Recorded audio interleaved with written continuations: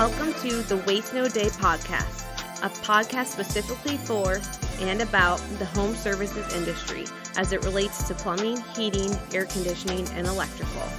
More than a podcast, Waste No Day is a credo, a determination, a mindset. It is a never-ending discipline. It is a refuse to lose pursuit. It is a wake-up call every morning to waste no day. Now here's your hosts, Brian Burton and Nate Minnick.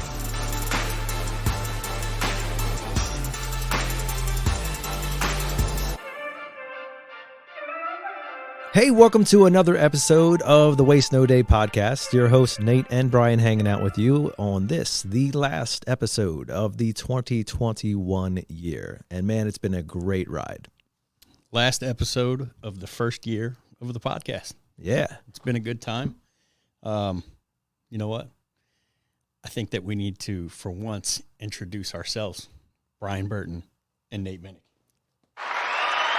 Yes. Yes. There it is. Finally, the audience turns on us. Been waiting all year for that. We appreciate them pointing those hands this way, finally. It's always about the guests around here. So, Brian, it's typically at the end of the year that you spend some time in reflection. I know everybody enjoyed, hopefully enjoyed a good Christmas holiday over the past weekend.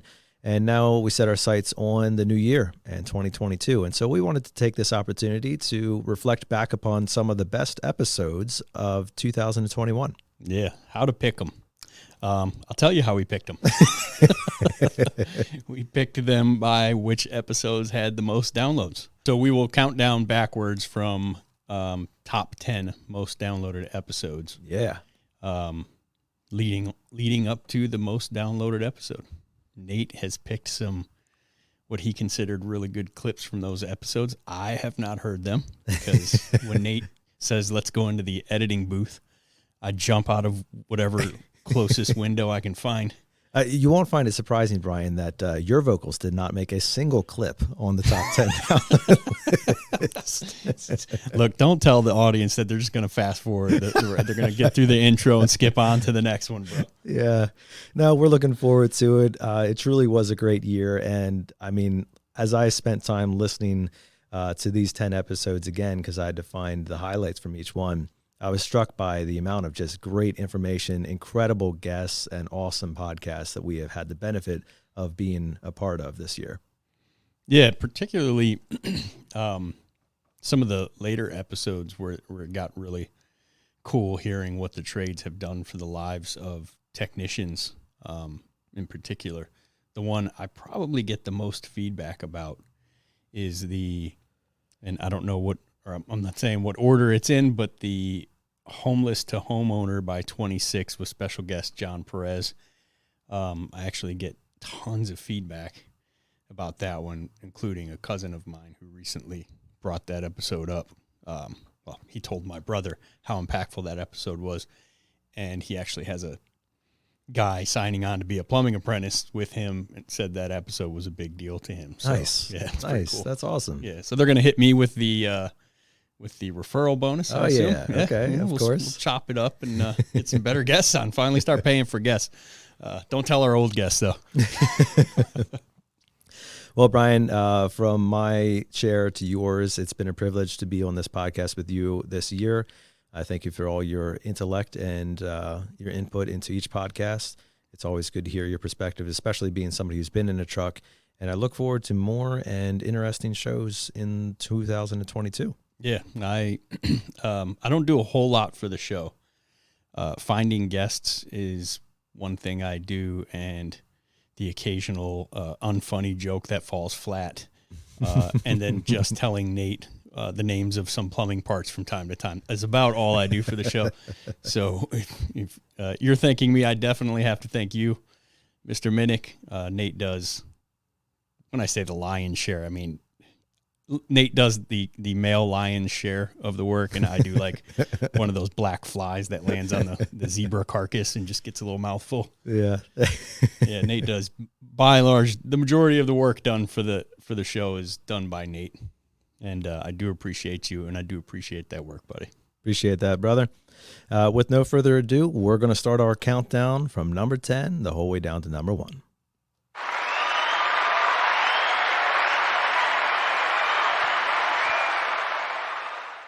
Number 10, Leading with Authority, special guest Rob Weddle of Authority Brands.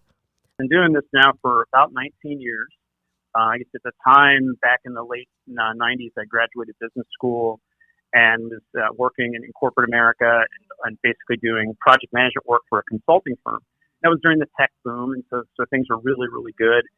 But I was, generally unhappy and from the standpoint of I was traveling all the time. And just by chance, I'd been at a neighbor's house, and he had done similar type of work, and he was kind of complaining about the same thing, traveling too much, not seeing his family. And he mentioned this company come across called Franchise. And they matched me up with a couple of concepts. They showed me an automotive concept, they showed me a food concept, but they also showed me the cleaning authority. And as I started to look at home services, and I started looking at, recurring revenue model, the demand, it was, tech resistant. You could use tech to enable it. And as I started building out my financial plan for the cleaning authority, I frankly didn't see an end. I mean, we worked hard to grow that, and even today, it does a little over $2 million a year. I'm pretty proud of the fact because our ticket average is at $135. So, it takes a lot of house cleaning to get to that 2 million mark. So we kind of achieved our goal there. I joined the franchisor in 2005 as kind of on a part-time basis. And then in 2009, they invited me to actually move to Maryland and become the VP, generated a lot of interest. And APAC came to the table and really had a great vision to help us execute on our vision. And so immediately, once we were in process with them, we started on kind of a tear of acquisition over the first 9 months. We added America's Swimming Pools in 2018. We added Mosquito Squad in 2018. And then in 2019, really transformationally, we overnight doubled the business when we added the 3 trade brands, the Ben Franklin Plumbing, 1 Hour HVAC and air conditioning, and Mr. Sparky Electric. So that was really phenomenal for us. At that point, again, doubled the business, put us over $1 billion in system revenue. And then we spent a number of months, kind of pulling it all together. Because I think from the outside in, right, and this is one of the reasons I think there's a dearth of people in trade, is I don't think people go and look at that. They don't look at pooper scooping. They don't look at cleaning houses, killing mosquitoes, cleaning pools as like a career, right? It's like a stopgap.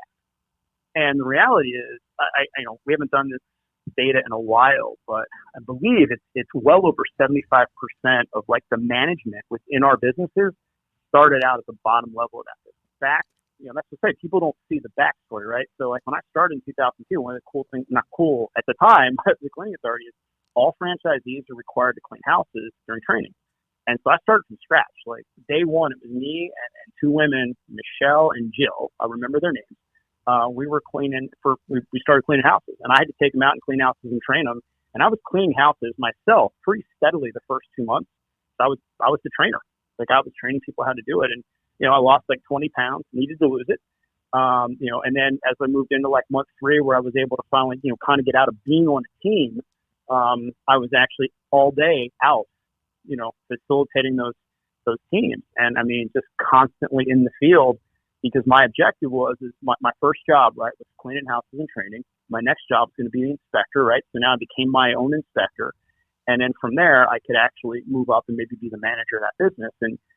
But to do that, I had to train people to replace me. So speaking of what consumers want, the trades can be accused of being kind of old hat, old style, right? So in the market today, there still exists the guy that's going to show up to your house who's going to say, yep, this will probably take me about 2.5 hours and then I'll send you a bill. Like that still exists in the market today.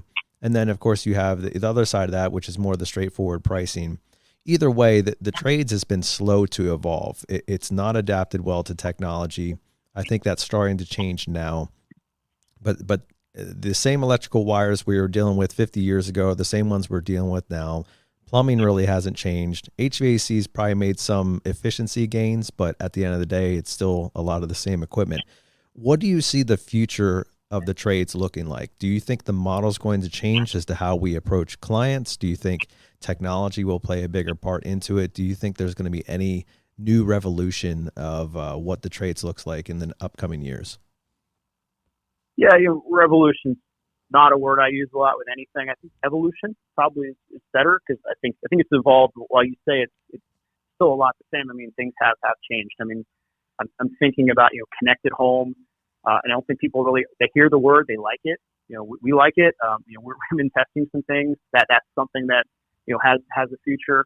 I mean, just even how you're, with our brands, how the technicians interact with the consumer, right? I mean, you're using iPads. I mean, you're showing people options. I think consumers are more educated, and the next generation, you guys are both millennials, your kids, my kids, as they come up, I mean, they're going to look for, ease of purchase. They're going to have all the information.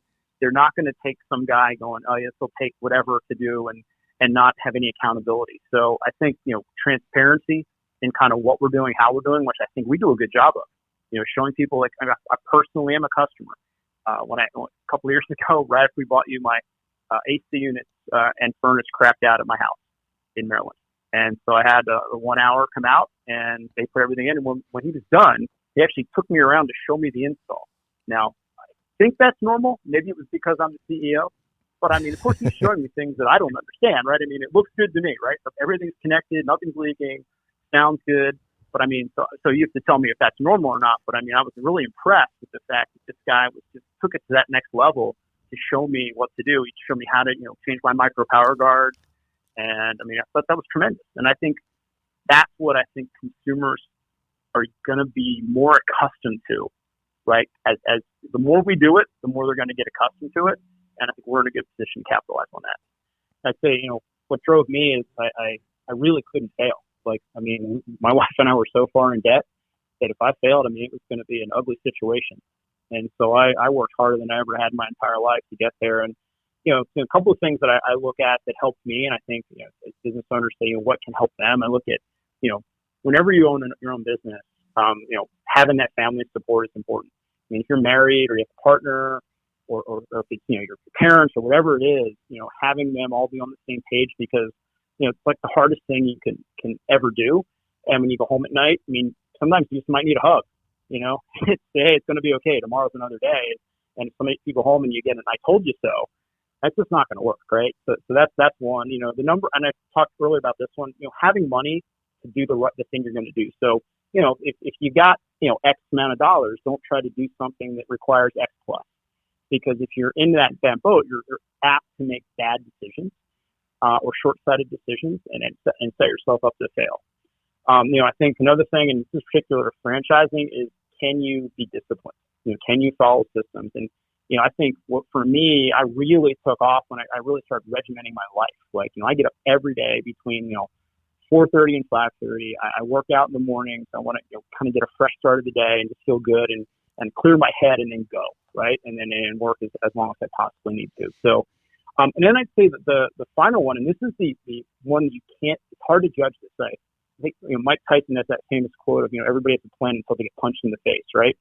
And it's like, how do you judge whether that person has that, right? And I think small business ownership really exposes that, because especially when you're starting out, your leadership is so important, because you're doing everything. You have to inspire your employees. You have to deal with your customers. You've got to handle the office. You've got to handle your vendors. You've got to build this whole thing.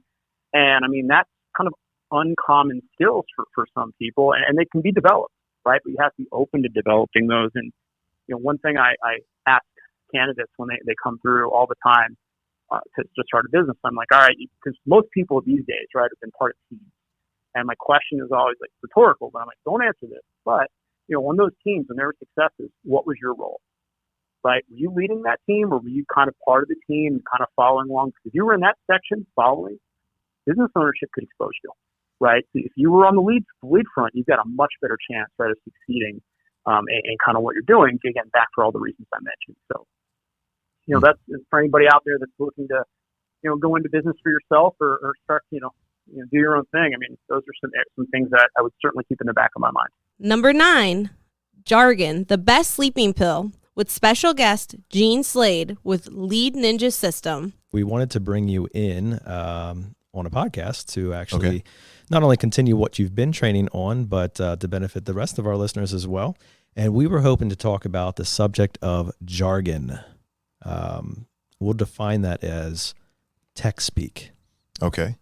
Give me some technical jargon. Let's give some examples. IAQ. IAQ. Do you think clients know what that means? reverse osmosis. Yeah.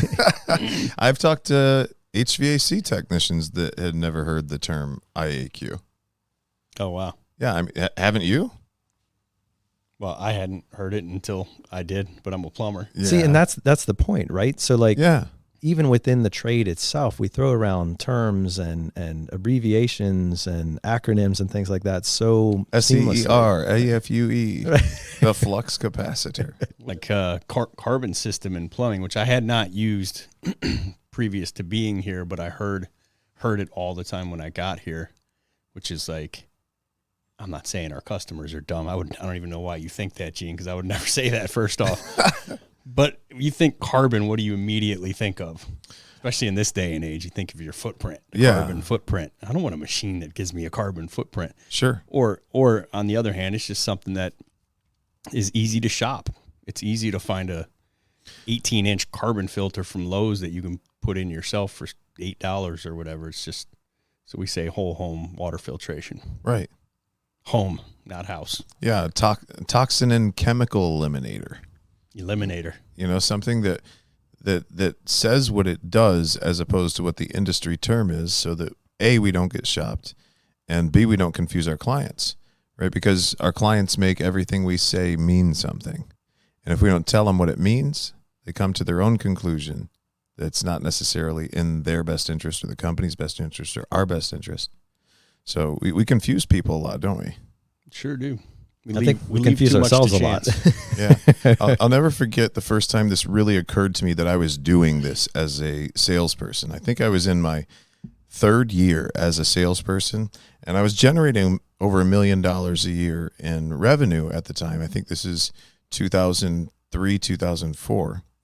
And I bought a new house, and I needed something to take care of the chlorine and the hardness that was in the water, because the city water was terrible and it was making my skin dry. It was just not good. And so I had a guy come out, and I was super excited to talk to him because I'd heard that it was actually the best system that was on the market. And I don't know about you guys, but I like the best. Absolutely. You know, who doesn't? If you could afford it, why would you not have the best? So this guy comes out, and he opens this yellowed sheet of newspaper sitting at this glass dining room table that I had. And he began to talk about his resin. Well, when he said resin, I took a day trip.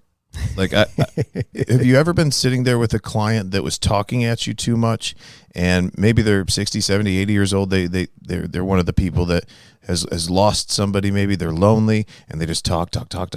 And you're sitting there shaking your head, being agreeable, but you're not listening. And then 4, 5, 6 minutes later, everything gets crystal clear, and you actually hear what they're saying again. But before that, it was kind of like Charlie Brown's teacher. Wah, wah. Yeah. Wah, wah, wah, wah, wah. Well, this is what happened to me when this guy said resin. I went, resin. What the heck is resin? What the heck is resin? And I started theorizing or predicting what he was talking about. And 3, 4 minutes later, he came back clear again. You know, everything went from blurry to clear, and I could hear him talking again. And I went, oh my gosh, this is what I've been doing to my clients. Well, some might say, Gene, that, you know, this is semantics, right? We're just exchanging words for other words. You know, it's no longer a secretary; it's an administrative assistant. It's no longer a janitor; it's a custodian, or, you know, a cleaning professional. Like, is that what we're doing here? Well, those are titles to make people feel better, right? What I'm trying to do is help the client to easily understand what it means. Otherwise, we create confusion, correct? And a confused mind always says, what, guys? No. So best case scenario, I'm not sure. Right? Yeah, I'm going to think about it, right? So we want to keep from creating confusion, and we want to use the least number of words possible to communicate our message. Have you guys ever talked your way out of a sale? I mean, not today. Have you ever said too much? Certainly talked my way out of plenty of things. Yeah. Not probably a few dates, eh? Right. But no, I've talked my way out of more sales than I can count. And so I want to use the least number of words possible to communicate my message. And if I call it something that self-describes it for the client, there's less description involved, right? For instance, when we were working today and we were talking about all the negative side effects of breathing in allergens, mold, stuff like that. We're role playing with the guys, and we say, would you like to know what our clients have us do when we run into this situation? And they're like, yeah. And all we say is they have us install a Breathe Easy package. Afterwards, they tell us that when you get home from a long, hard day at work and you walk through that door, they hit you in the face. Beautiful. Well, then we start sharing the benefits, right? But it was a Breathe Easy package. It was perfectly described what was going to happen, right? So that's just one example of what we're talking about here. You want to call it semantics, then that's fine. But I know salespeople all over the country whose wallets would beg to differ. We're just not taught how to communicate. We're taught how to fix stuff. And most guys got in this industry because they wanted to fix stuff. And then they get hired on finally to a decent company and they realize, oh my gosh, this is a sales position. I'm not just turning wrenches here. I don't think we prepare technicians well enough and we don't train them well enough, and it's not their fault. The people that need all that technical stuff is just because you haven't spent enough time developing or mastering the communication side of the business like you did with your tools. Like, how long did it take you to become the plumber or the HVAC tech or the electrical technician that you are today? To gain the competence that you have gained, how long did it take? Brian, how long did it take for you to get really technically competent as a plumber? I mean, some would argue I never did, but certainly, I The mean, entire plumbing team has it. Well, my first better part of a decade. Yeah, my first service call that I ever ran was for my own company. No joke. Wow. That's confidence. I had sold systems. I had done some tune-ups and stuff like that, but I'd never run a service call. Yeah, it's easy to see in the technical world and the mechanical world. Like, I go to rebuild a Moen kitchen faucet this morning, and it takes me 2.5 hours, and I'm like, well, that's not going to work because I don't get, it's not worthwhile to do that. So then I go back to the shop or home or what have you, find a Moen faucet that I can rip apart, back together until I'm good at it. Now I excel at changing out Moen cartridges. Excuse me. However, in the soft skills world or the communication world, you can't tangibly see that I just obliterated this first meeting with Brittany here, right? And she'll never want to speak to me again. Certainly not have me put this water treatment system in. I can't see it. Right. I may know it if I'm a little higher on the IQ. Feel it. But your high C's, your engineer types, they probably don't even know it happened. So it's tough for us to even know that we need help in this area. So it's why it's so important to seek out, in my opinion, and I'm somebody who always did. In my day, it was Tom Hopkins and Brian Tracy and guys like that, Zig Ziglar. In this day, it's guys like yourself and others. It's important to seek out somebody who is your crystal ball, for lack of a better phrase. It's somebody that can handle every single objection that comes their way that you can learn from. Somebody who was in your position 15, 20 years ago and knows the roadmap to get to where they're at now. So you hit the fast forward button because you're going to answer a bunch of questions you don't even know to ask. That's a great way to put it. You hit the fast forward button. That's what a mentor is. That's what a coach is, in my opinion. Yeah, they accelerate time. Right. It's like plaid speed in a Tesla. Right? Or Spaceballs. Well, you said it yesterday. You're going to pay a price to get good. Some people are going to pay that price in time, and some people are going to pay that price in money. Right. And which one is more important to you? Money replenishes. Time you'll get another paycheck next week. If you spend your whole paycheck, you're going to get another paycheck next week. But that week, you can't get it back. That's so powerful. Not 1 minute of that week can you replenish. Money replenishes, but time doesn't. So why are you wasting time? Why are you not taking your career seriously? Why are you listening to Led Zeppelin or Britney Spears or Bruno Mars on the radio when you're driving around in your truck? Why are you not doing Windshield University or Drive Time University like you guys say, MVU, right? Getting your degree from My Vehicle University. You can literally get an associate's degree in 1 year in the amount of time that you have behind your windshield right now, guys, at 2 hours a day.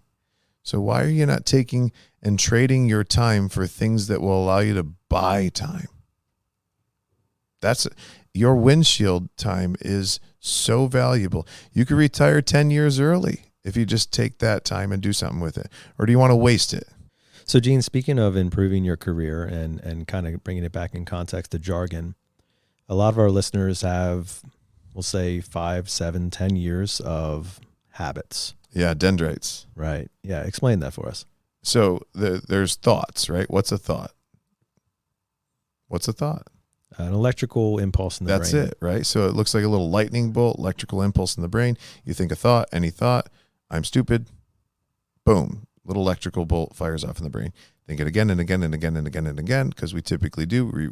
We focus on the stuff that hurts, right? And eventually it becomes a neural pathway and it becomes a belief. It's a physical part of you. So tie that into what we were just talking about. So I have been calling things in my trade by acronyms and trade talk and manual terms. I'm a walking Webster's over here. Sure. About HVAC stuff for 5 years. And it's so hard for me to not say something that I've learned. I've said the same thing 4 times a day for the last 5 years. Toughen up, Buttercup. Come on, really? Seriously, you're gonna stop learning? If a new system comes out that you have to work on, are you not gonna learn about it? No, we're all in. Yeah, you have to. You ain't got a choice. Otherwise, you're going to be replaced. So you can learn to have better handwriting. You can learn to speak better. You can learn to be a better person. You can learn to transform your mind. That's one of the most amazing things about dendrites and thoughts and all this other stuff is if we choose our thoughts, and we can, you know that feeling in your gut that you get when you think something bad? That's a warning sign. That's from the Creator. He says, hey, warning, warning, you're thinking the wrong thoughts. Switch your thoughts. You switch your thoughts, you switch your feelings.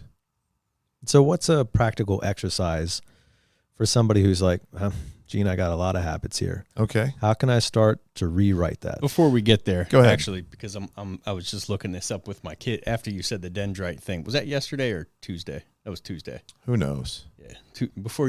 When you said it's that, all a blur, man. I came from an event to this one with no sleep. So. Well, I immediately, what I usually do, just start looking it up. And I'm like, come on. It starts building tissue and like muscle or whatever in your brain. And I looked it up and it's like this biology website.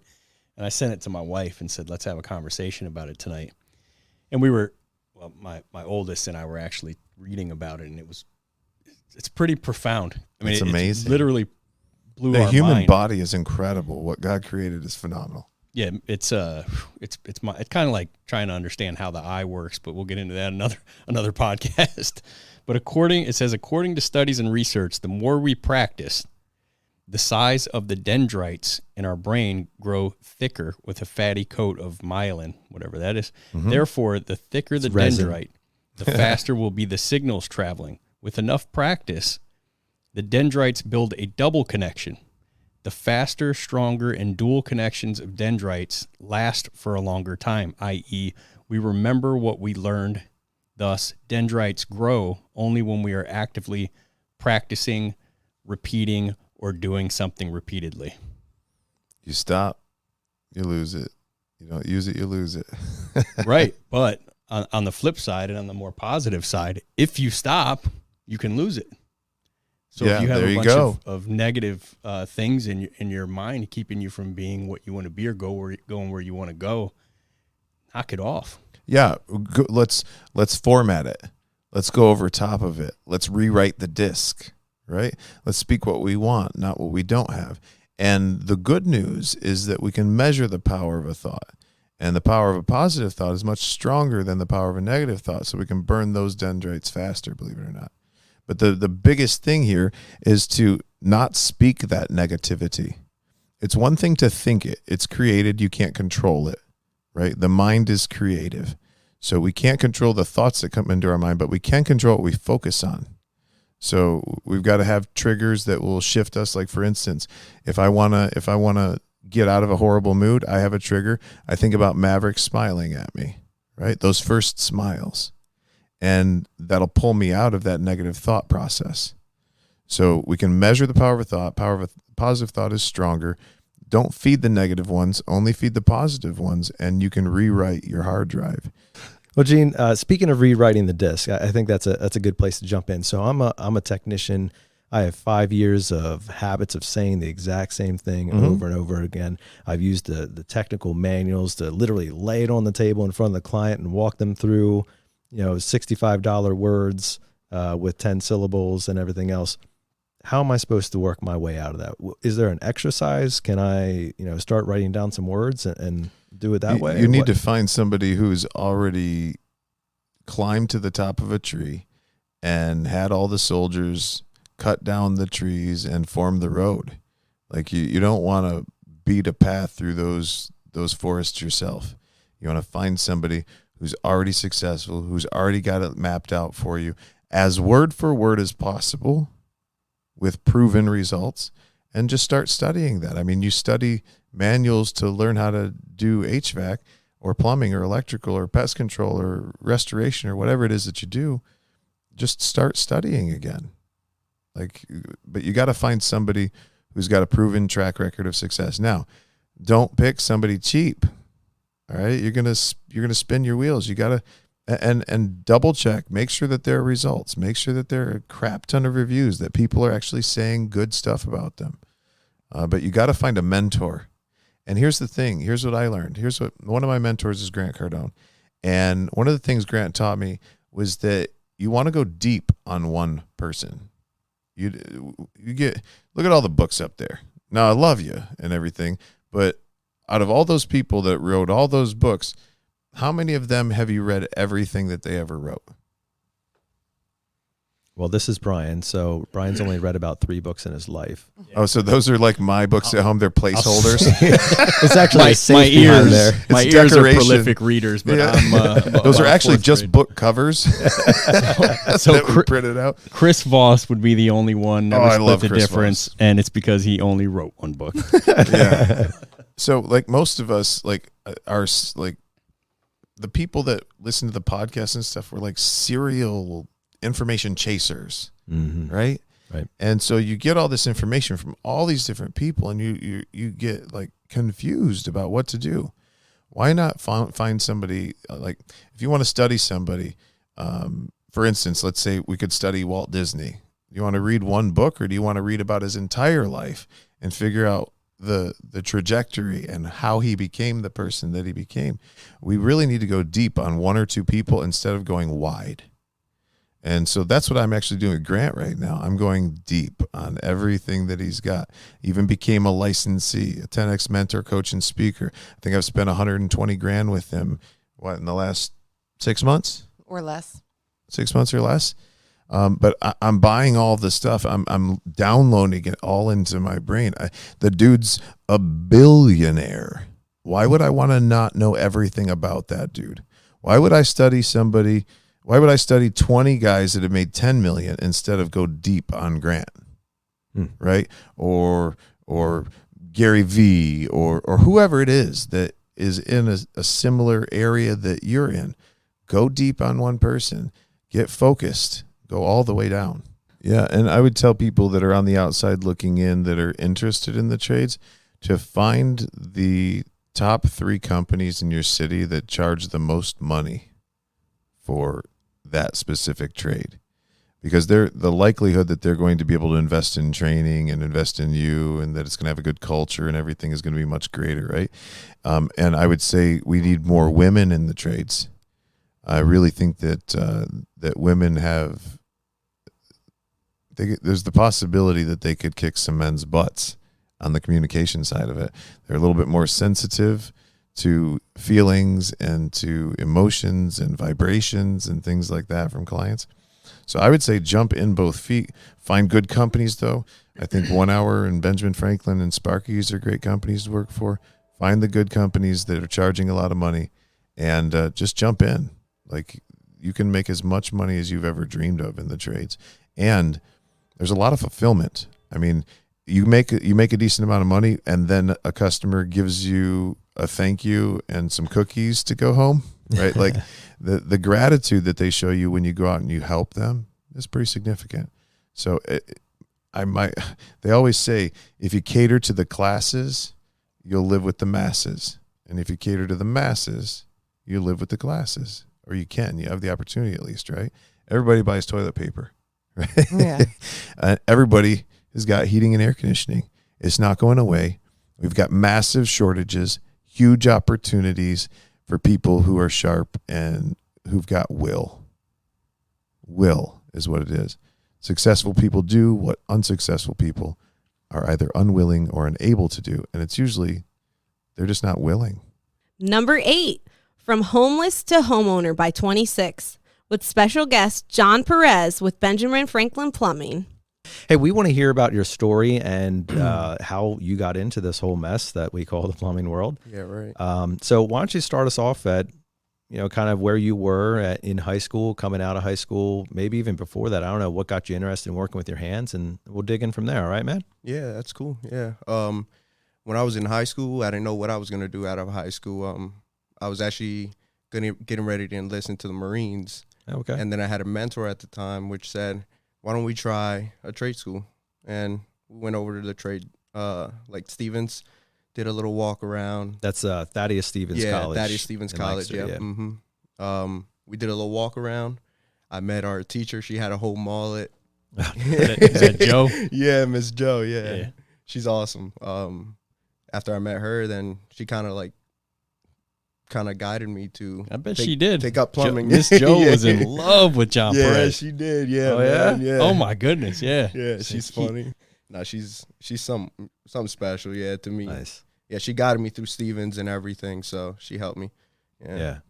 And then So in high school, like, what was it that made you feel unsure of what you wanted to do? I mean, it's not unusual, obviously, for a lot of people in high school, but, did you have an interest in working with your hands, or what was it that kind of prompted you to say, oh, you know what, I'd at least like to go check out what a trade school would look like? What Right. was that? Well, I didn't know what to do because I wasn't a school guy or anything like that. Yeah. So, like, I didn't want to go to a 4-year school. Right. That was a negative no. Right? Like, that's a no right off the bat. So I was confused in that, and I didn't want an office job either or anything. So, yeah, I knew how to work with my hands my whole entire life. So, yeah. Did you have hobbies or anything? Sports. That's it. Sports, Yeah, okay. I was 100% into sports, basketball, football, and track and everything. Yeah. Nice. So, yeah, I was more of like a physical person than more of like sitting back behind some like a desk and Yeah, kind of like yeah. Brian does. Yeah, right. Right. Yeah. Yeah. So if it wasn't going to be plumbing, it was going to be the armed services. Exactly. Yeah, Marines, yeah. Okay. But yeah, and then from there started going to school. Yeah. It wasn't too good. Was it easy for you to adapt to plumbing? Had you ever done plumbing in your life before that? Have you ever done No. any trade before that? No, I didn't even know how to read a tape measure. Oh, wow. Yeah, it was from scratch. Oh, Some Yeah. would say he still hasn't learned. Nah, get out of here, man. Yeah, but again, that goes all the way to Miss T. Like Miss T broke it down for me, and she knew I wasn't a book guy, so Yeah. like she understood that, and she sat down with me and broke it down for me to where I could understand. Yeah, I got kicked out when I was about 18. Oh, wow. Yeah, parents. I moved out, and that was it. I never returned. They were like, you can't, you know what I mean? You don't have a home, really. And that's where it all started going downhill for me, really. So graduation day, high school hits, and you got nowhere to go. I got nowhere to go. Wow. Yeah, I was sleeping in 1999 Toyota Corolla during the breaks. Whoa. And my wife now knew that I was doing this. She fed me through KFC. She worked at KFC. So I pull up on the drive-through. She's like, "Here you go, babe." I'm like, "Thanks, babe." Yeah. Wow. But she knew, but there's nothing she could have done, like she lives with her parents, so you Yeah. know what I mean? I couldn't do anything. So I started working at a little gas station, Turkey Hill, and made like $70 every 2 weeks. Yeah, And wow. I had to try to make that last, you know what I mean, until the next paycheck. So yeah. Man, Yeah, it that was puts rough. a whole nother perspective on things right Yeah, there. yeah. So It were was- you it was when we definitely met that first time? Yeah. Were you sleeping in your car at that time?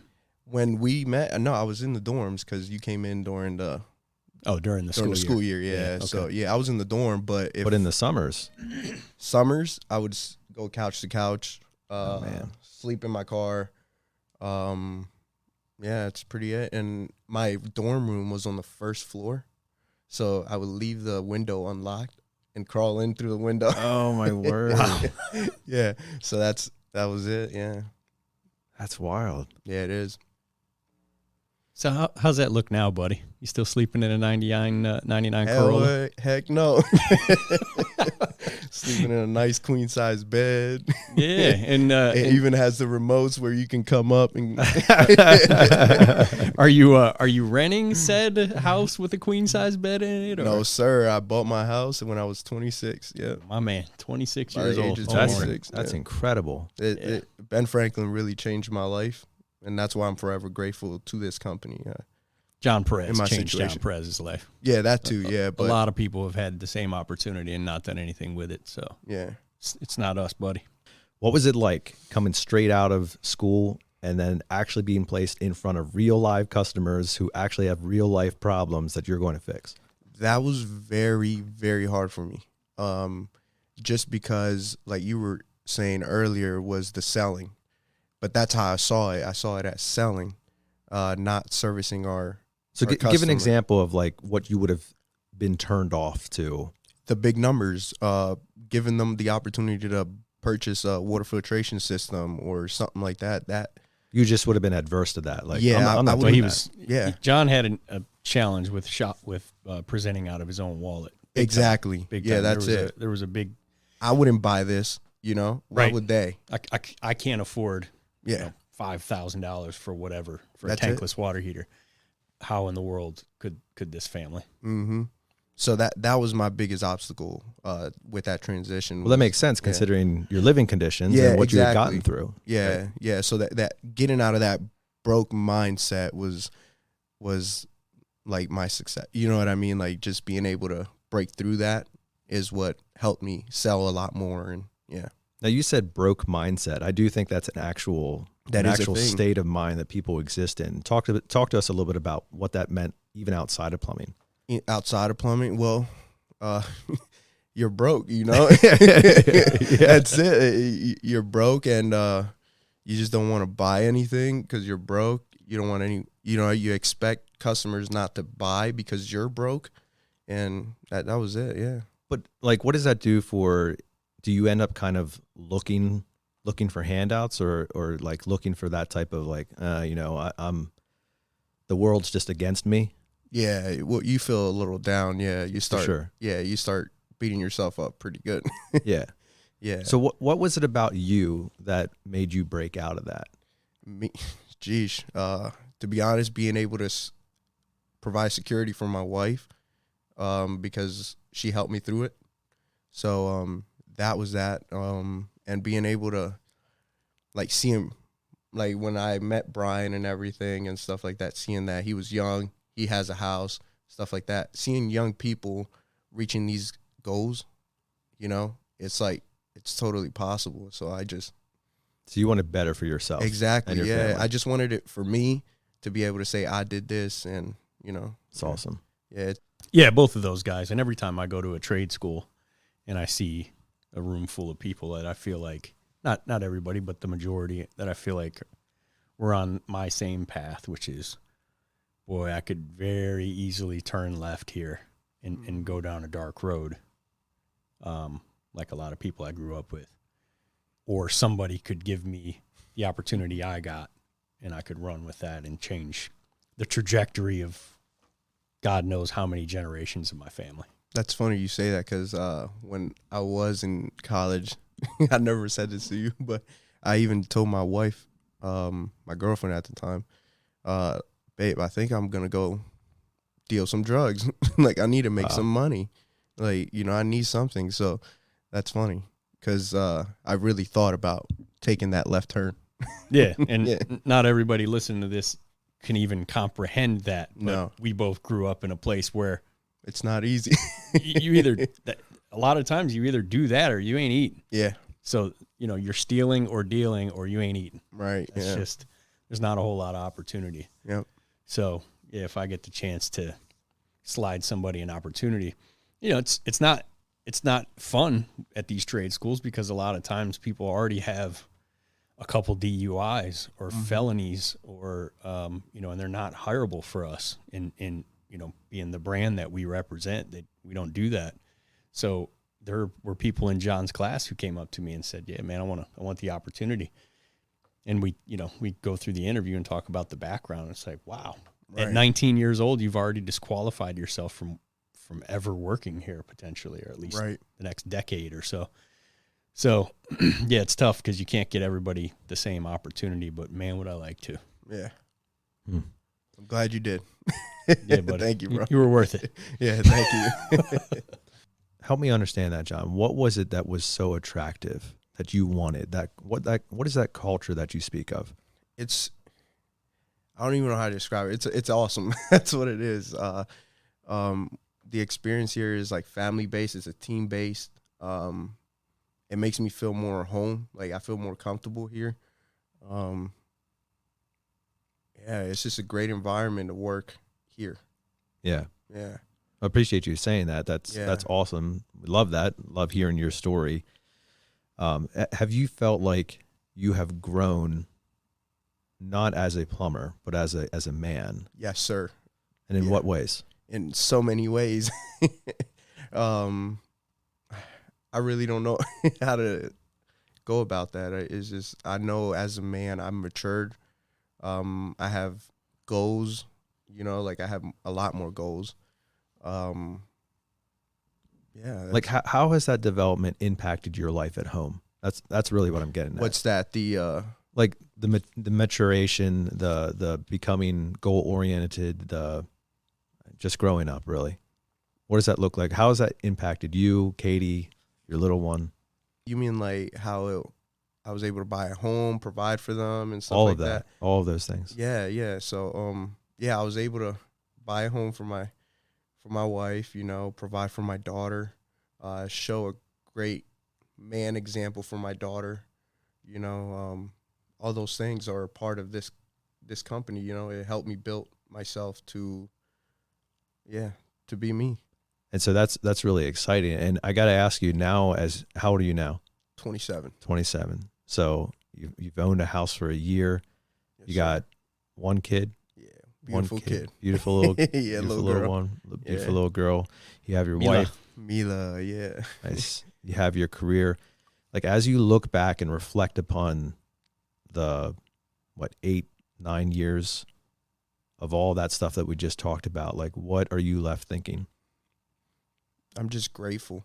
That's really it. It helps me be grateful, and it helps me to continue on. It helps me just appreciate things a little more. And when you think about living out of a car and considering becoming a dealer and those types of unfortunate situations, that those could have beens, those left turns, and you think, what if? Like, what does that speak to you? It could have been completely different. Like it could have been, I don't know where I would be if I would have taken those left turns. So like, it just helps me appreciate where I'm at right now. And you guys, really. Yeah. So John, we have listeners to the podcast who perhaps are in the same situation as you.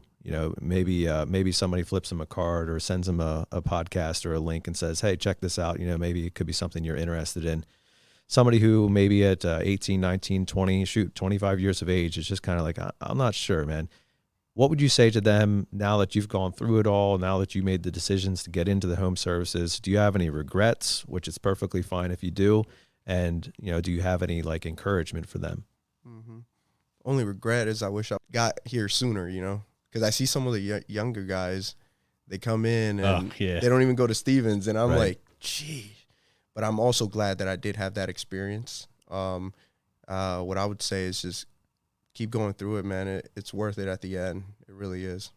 Well, John, thank you so much for sharing your story with us today. I find it inspirational, and I think many other of our listeners will enjoy your story, and perhaps we can get this podcast into the hands of people who are in similar situations as you.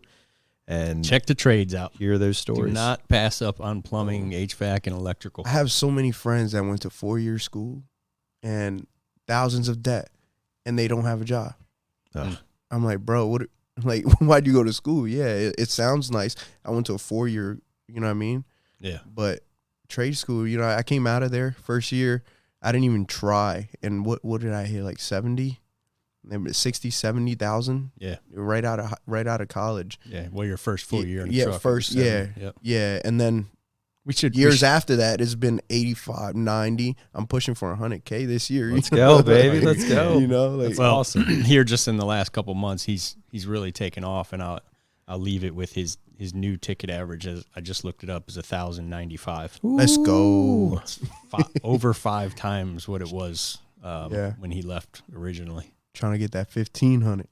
Yeah, that's awesome, man. That's the ticket average that gets you to 6 figures next year. Don't worry about that, bud. Yeah, yep.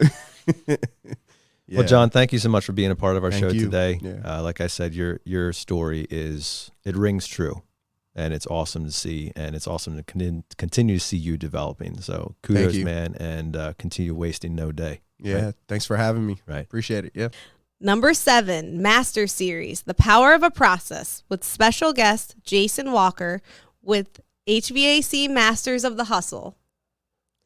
Yeah, well, hey, Jay, we want to jump into knowing a little bit about you as our guest here. And one of the things that we like to do on Waste No Day is find out how you got into the trades. Like, what got you in there? Where'd you start?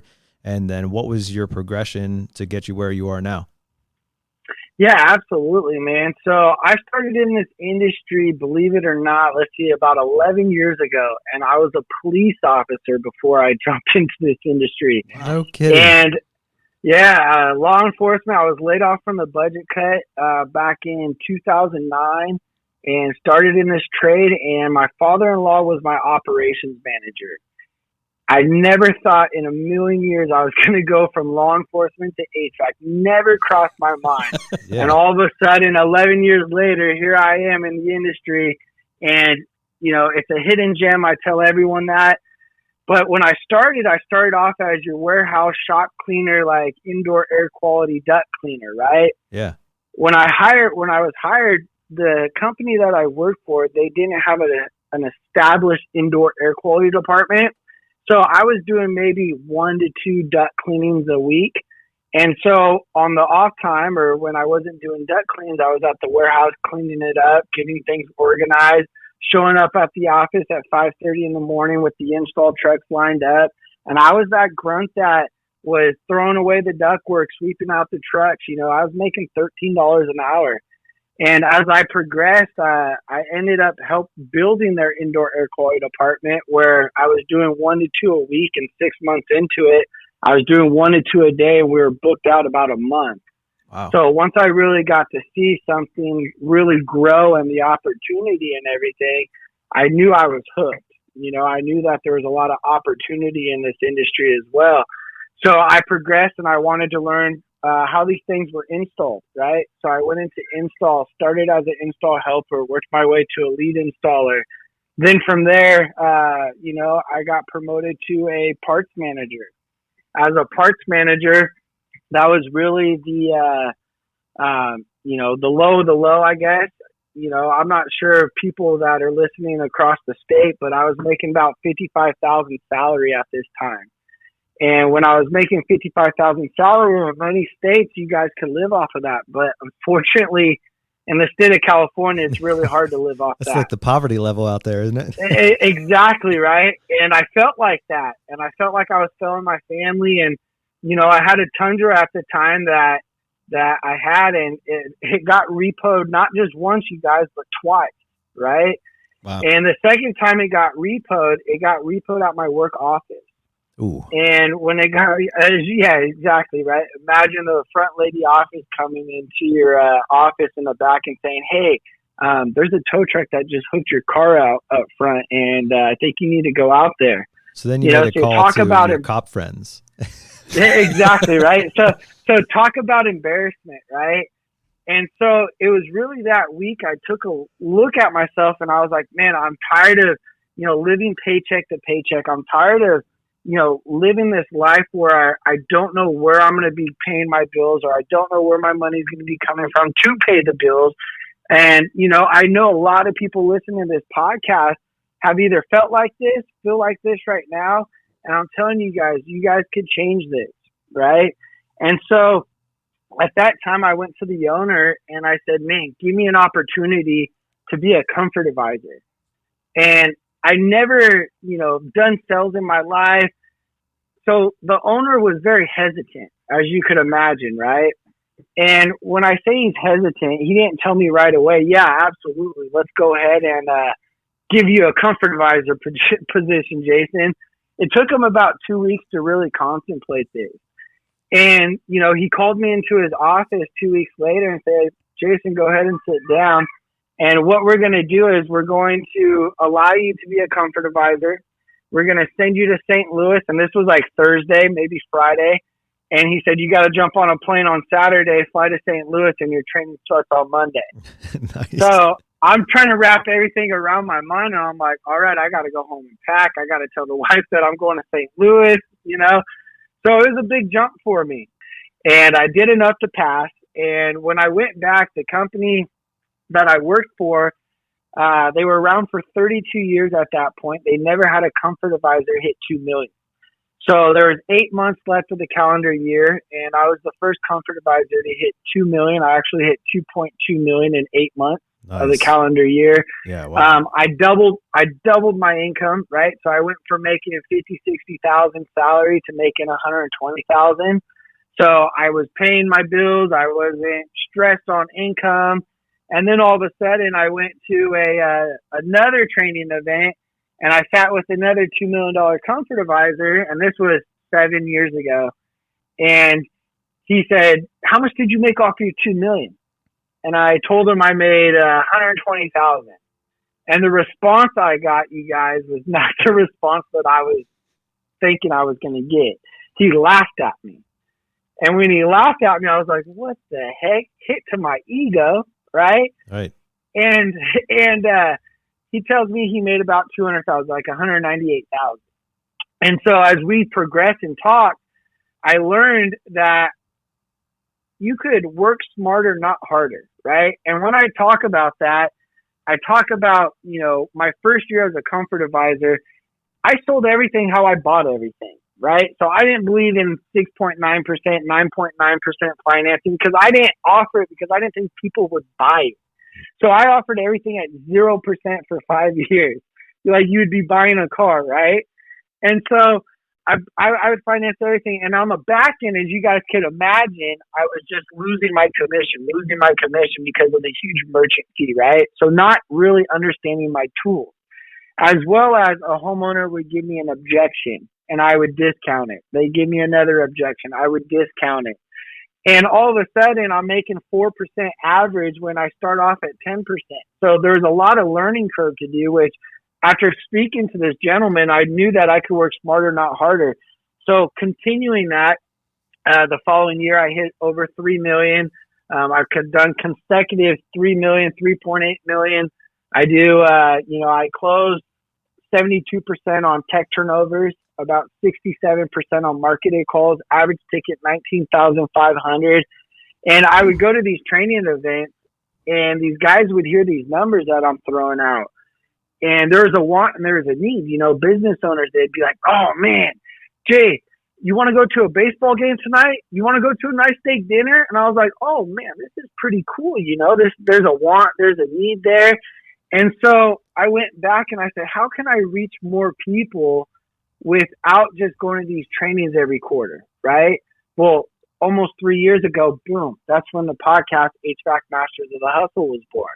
That's good stuff, man. Hey, we were talking about the power of a process on this subject for the podcast here, and that's something that I believe you specialize in. And so we want to jump into that now and talk about what is the importance of having a process. Oh man, it is so important to have a process. one thing I talk about, and I'm so excited that we're talking about processes, right? So for your listeners right now, if you guys are driving or in the office or something like that, pull over real quick because I want you guys to do a quick little exercise. Because Don't be late for your call, process, yeah, don't be late to your call though, right?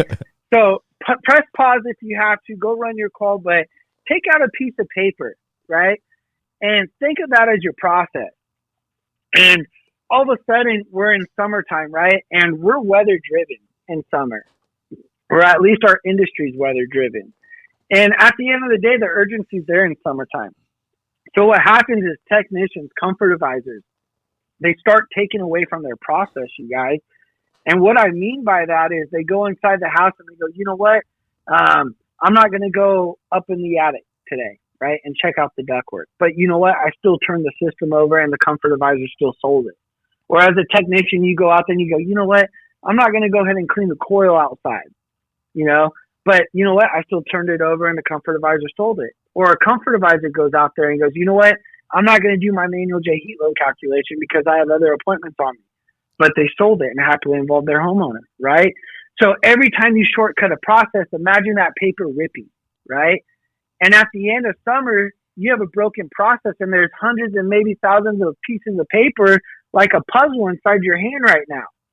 Well, throw that paper confetti up in the air, right? Make that rain. Watch it fall to the ground. That's your broken process. So what happens is these guys and girls, when summer's over, right? We're in the industry of a roller coaster ride, you guys. And what happens is we get inside our own head and we start putting that pressure on our homeowners and we start putting that pressure on ourselves and we start trying to piece our process back together, which isn't possible or isn't not possible, but it's going to take a lot of hard work and dedication to repiece everything, right? And that's what happens is people start trying to repiece their process together and they fail and they start getting in their own mindset and their percentages start dropping. They start getting complaints from homeowners and clients and everything like that. So that's the importance of a process is making sure that you're consistent every time you go in the house and you don't deviate from it. A confused mind doesn't what? Buy, right? That's right. So at the end of the day, we want to inform and educate. And I was born with severe learning disabilities and everything like that. So I'm a visual person. And, you know, I understand that when a homeowner is only doing this once or twice in their life and a confused mind doesn't buy, why am I not going to educate them with visuals and let them touch and feel all this stuff as well? Because, again, no one else is doing this stuff. That's awesome, Jay. Now, I love the simplicity of the 7 steps there. So we got the door knock and introduction. Then you're going to tell them what you're going to be doing. And then why do you work for the company that you do and what makes you different? Then you get into the nitty gritty, right? The calculations and kind of doing the whole thing. And then you sit down and you just like brag on, you know, you, the company, the product, everything you're bringing to the table, touch and feel moments, all that stuff, breakdown of the warranty, and then present options at the end. Did I get it right? Absolutely. But very, very key, while we are doing this presentation, we're planting seeds and nuggets throughout the whole presentation, always being 2 steps in front of our homeowner, right? So for instance, when I talk about our company, I'm putting us on a pedestal. I'm putting myself on a pedestal. And I put it back on them and I said, does this sound like the right company you want to do business with?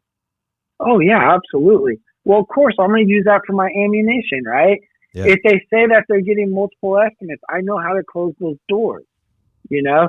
So we have to make sure that not only are we doing these presentations or we're having a process, but we're also planting seeds and nuggets throughout our presentations that we can use for our arsenal so we could close those doors and give them price, because price is the biggest thing. Once we give price, we are dead in the water. Awesome. Okay, so I wanted to ask you about another question about the process there. If you're out in the field right now and you keep getting bumped out of your process, like how can you discipline yourself to get back on track? So I mean, this happens from time to time, and I'm sure as you throughout your career you've experienced it, right? So, you know, the door knock and the introduction and what you're going to be doing, that can all be, you know, pretty like straightforward and like, okay, within the first 5, 10 minutes, 15 minutes of the call. But after that, like all kinds of things can happen. You know, the client has to go pick up Susie from soccer practice. Hey, I'll be back in a little bit. Or, you know, they're busy. Oh, they got a cell phone call. Now they have to go take that and everything. And all kinds of things can happen to bump you out of the process. So what do you do to handle when things aren't going by the book? Absolutely. Just like you said earlier, you got to be a chameleon. You got to adapt, right? And you have to ask questions. You know, if they plan on being on a Zoom meeting for work, right? Again, a lot of times we fail because we don't ask enough questions. And, you know, and again, life happens, right? Someone might call them unexpectedly. But again, if you don't have the opportunity to do your process and to set yourself up for success and the best possible opportunity, then you're shooting yourself in the foot, right? And you're not just shooting yourself in the foot with a 9mm pistol, you're blowing it with a shotgun, right? So making sure that you guys ask a lot of questions. You know, who's all part of it? So I don't ask who's the decision maker. I say, who in the house touches the thermostat? Oh, me and my wife touch the thermostat. Oh, is your wife going to be a part? Or is your wife going to be a part of the decision making? Oh, yeah, she's going to be part of the decision. Is she here? No, she's not here. Oh, will she be available by phone today? No, she's a nurse. You know, she's really busy. So right when they tell me that, I have a tool that I use, which is called the efficiency bonus. Okay. So the way that I go about the efficiency bonus is, hey, you know, I understand that your wife's a nurse and that you guys are really busy or she's really busy working. But what I can do is it's always best, right? Or most efficient, I should say, to get the sale first time in, right? Right. So what I'm going to do is I'm going to go ahead and reach out to my manager to see if he'll go ahead and extend an efficiency bonus. So every time I'm going to come out to potentially talk to you and the wife, or maybe come back to do the paperwork to happily involve you guys with the new system, it's going to take away from me potentially bringing on another client, right? And our company, we're taking a lot of pride because, as you know, we live in a crazy world today. And with COVID and everything, a lot of companies and businesses are shutting down and laying off employees. And knock on wood, we haven't done that. And we take a lot of pride in that, right? We're able to keep the food on the table for our employees. So let me ask you a question. If I was to reach out to my manager right now and he was able to extend you a efficiency bonus of $500 to make that phone call, would you say that phone call is worth $500? Yeah. Absolutely, right? I've never had a homeowner tell me a phone call is not worth $500. Now, after they say yes, you say, okay, do you want to use my phone or your phone? And you take your phone out, right? You have to have them make that call in front of you. You have to close that door right there. Now, say they make the phone call, right? Hey, I'm sitting here. The AC guy's here. He wants to make sure that you're going to be available in the next 60 minutes to go over options on the phone. There's three things that I always talk about, you guys. I talk about understanding what your purpose is, what drives you, and your why. Okay? So let me start with what drives me first. So for the listeners on this podcast, you know, I have two boys. My first boy is Don. He's 5 years old. My wife and I adopted him. We met him for the first time at 8 months. He's 5 years old right now. The first time I held that little boy, you know, that's a life form. You know, that's my responsibility. And knowing the life that he came from prior, I knew that I wasn't on this earth just to create financial freedom, right? I'm here on this earth to create generational wealth for this little boy and his family. And my other son is Jace. And my wife and I just adopted Jace about a month ago. And he's 8 months old, little boy. And, you know, same thing. My wife just got a whole bunch bigger, you know, creating that generational wealth.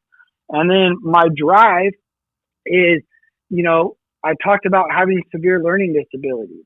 You know, being a $3.8 million guy as a comfort advisor, going to these training events, people would want to hear these numbers from me, and I wasn't used to that.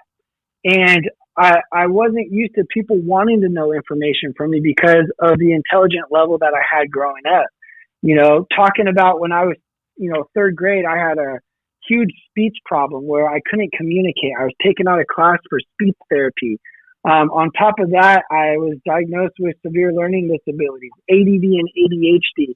So every quarter having these problems, we'd have teacher-parent conference meetings, and my teachers would ask me, hey, Jason, what do you want to do? What do you want to achieve this quarter? And I'd say the same thing. I want to make honor roll. I want to put that bumper sticker on the back of my parents' car because I see all my friends do that. You know, and I'd set my expectations up here, and unfortunately my teachers would take the rug and pull it from underneath me, and they'd say, you know what, let's go ahead and just set our expectations to a C average, Jason. So that was all my life is, hey, I want this level of success, and people dictating, no, let's just go ahead and do this, right? Telling me how much level of success I could achieve until high school. I went to my parents and I said, you know what, I don't want to take learning center classes anymore. I'm tired of my teachers reading my test for me because I can't comprehend what I'm reading. I want to try everything on my own. So I did it, you guys. And all 4 years of high school, I had a weighted GPA of 3.5. So at that time, I learned with consistency, dedication, and hard work, I could do anything I put my mind to. I'm not going to let that person across from me tell me what level of success I could achieve, okay? And then also my purpose. My purpose is to help every single individual because I've been financially strapped where I got my truck repoed. I've been in that situation where I couldn't pay my bills. I couldn't pay for groceries, right? I wasn't even eating tough ramen. I was, hopefully hoping that my friends would buy dinner for me because if they didn't, I wouldn't be eating. So the stress is real, you guys. I want you guys to understand what drives you, what's your why, and what's your purpose. And once you guys understand that, the sky's the limits of what you guys can achieve because now I'm booked out over a year doing on-sites. I get the privilege of traveling the country, right?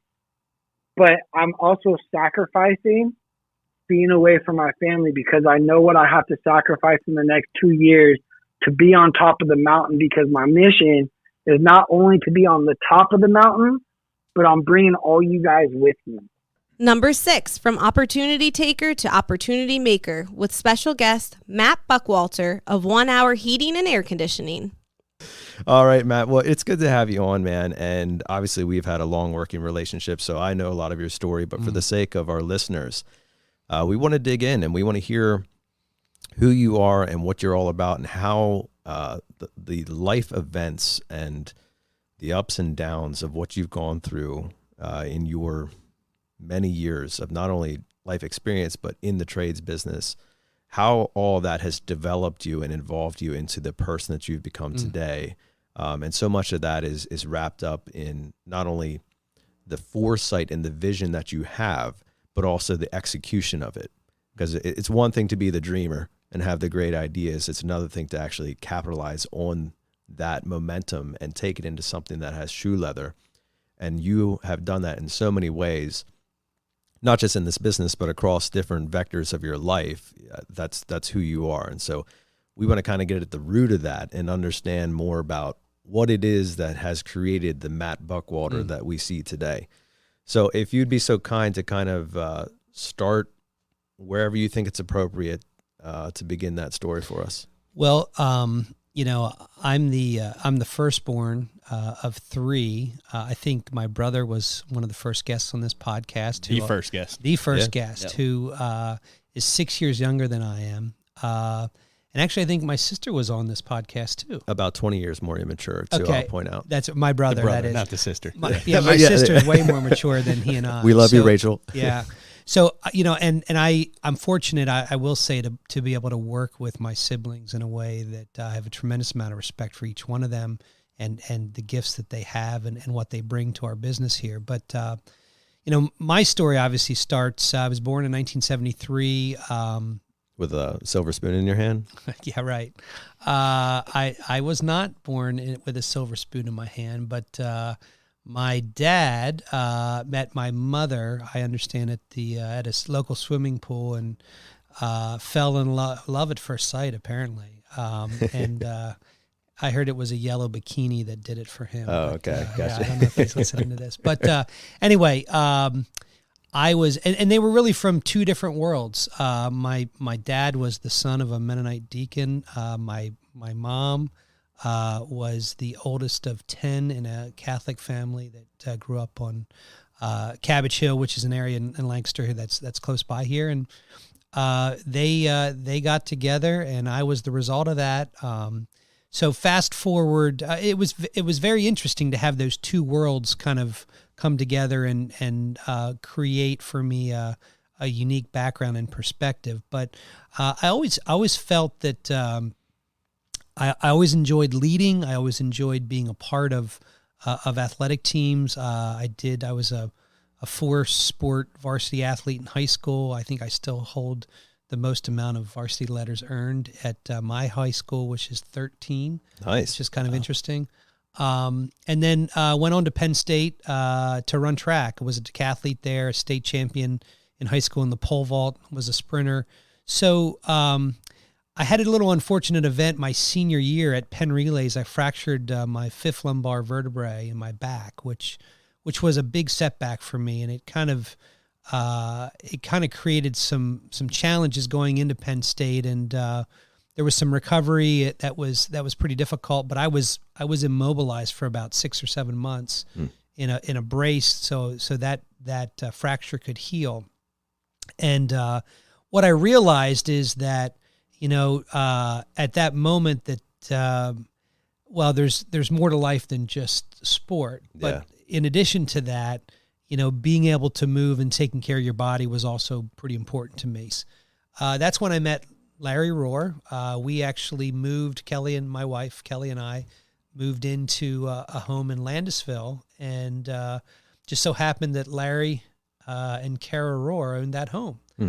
And we were renting from them at the time because we weren't sure where we wanted to live, so we figured we'll rent for a year, and they just happened to own the home. And I was entertaining a couple different offers for employment, and it became apparent that I was not really intrigued by any of those things. And Larry's like, well, during the interview process, he said, well, what exactly do you do for work? I said, well, I don't have a job. And that was the interview process to rent. To rent, correct. Yeah, right. To rent the house. And he's like, well, maybe you should come and work for me. And I said, okay, tell me about that. And so that he said, well, come and meet me the next day and we'll talk about it. So that was a Tuesday. We met on a Wednesday. And by the end of the day, I said, I'm in. And my only criteria was I just needed an opportunity where I could make $100,000 a year, because I figured that was enough money for me to be able to live a lifestyle I wanted back then. And this was like, 2000. But also that my wife and we were kind of wanted to amass a down payment to buy a house. We wanted to start a family. And we felt that it was important to us that she be able to stay home and to raise the kids. And I thought that was a number for me. That was a good number to make that work. Well, the first year I made $96,000, full commission salesperson. Selling HVAC equipment. Selling HVAC equipment. $4,500, $5,000 average ticket across the table. I mean, the average tickets today are, $10,000 to $12,000, put it in perspective. But I was super stoked and I was hooked. I mean, it created for me an opportunity to be able to have the flexibility I needed, to take care of the things. I was able to pay down all of my college debt that I had amassed when I transferred, to a private university. I was able to take care of my wife's college debt, and we were able to start a fund to buy or for a down payment on a house, all of which I was able to take care of in that 1 year. Yeah. Because, prior to that, I think I was making like $25,000, $30,000 a year. So it was nice to be able to have that opportunity, and I am forever grateful for that.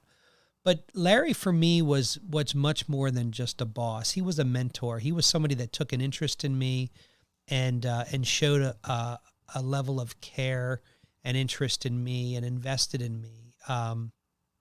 And that is what I think is even more valuable than the money that he provided me in terms of a job. I mean, I needed the money, but he believed in me.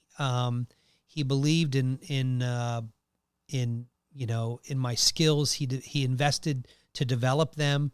I mean, one of the things that we send all of our sales members team through here and our managers is the Sandler sales training process. He invested in that for me, and that was the very first thing that for me it clicked about.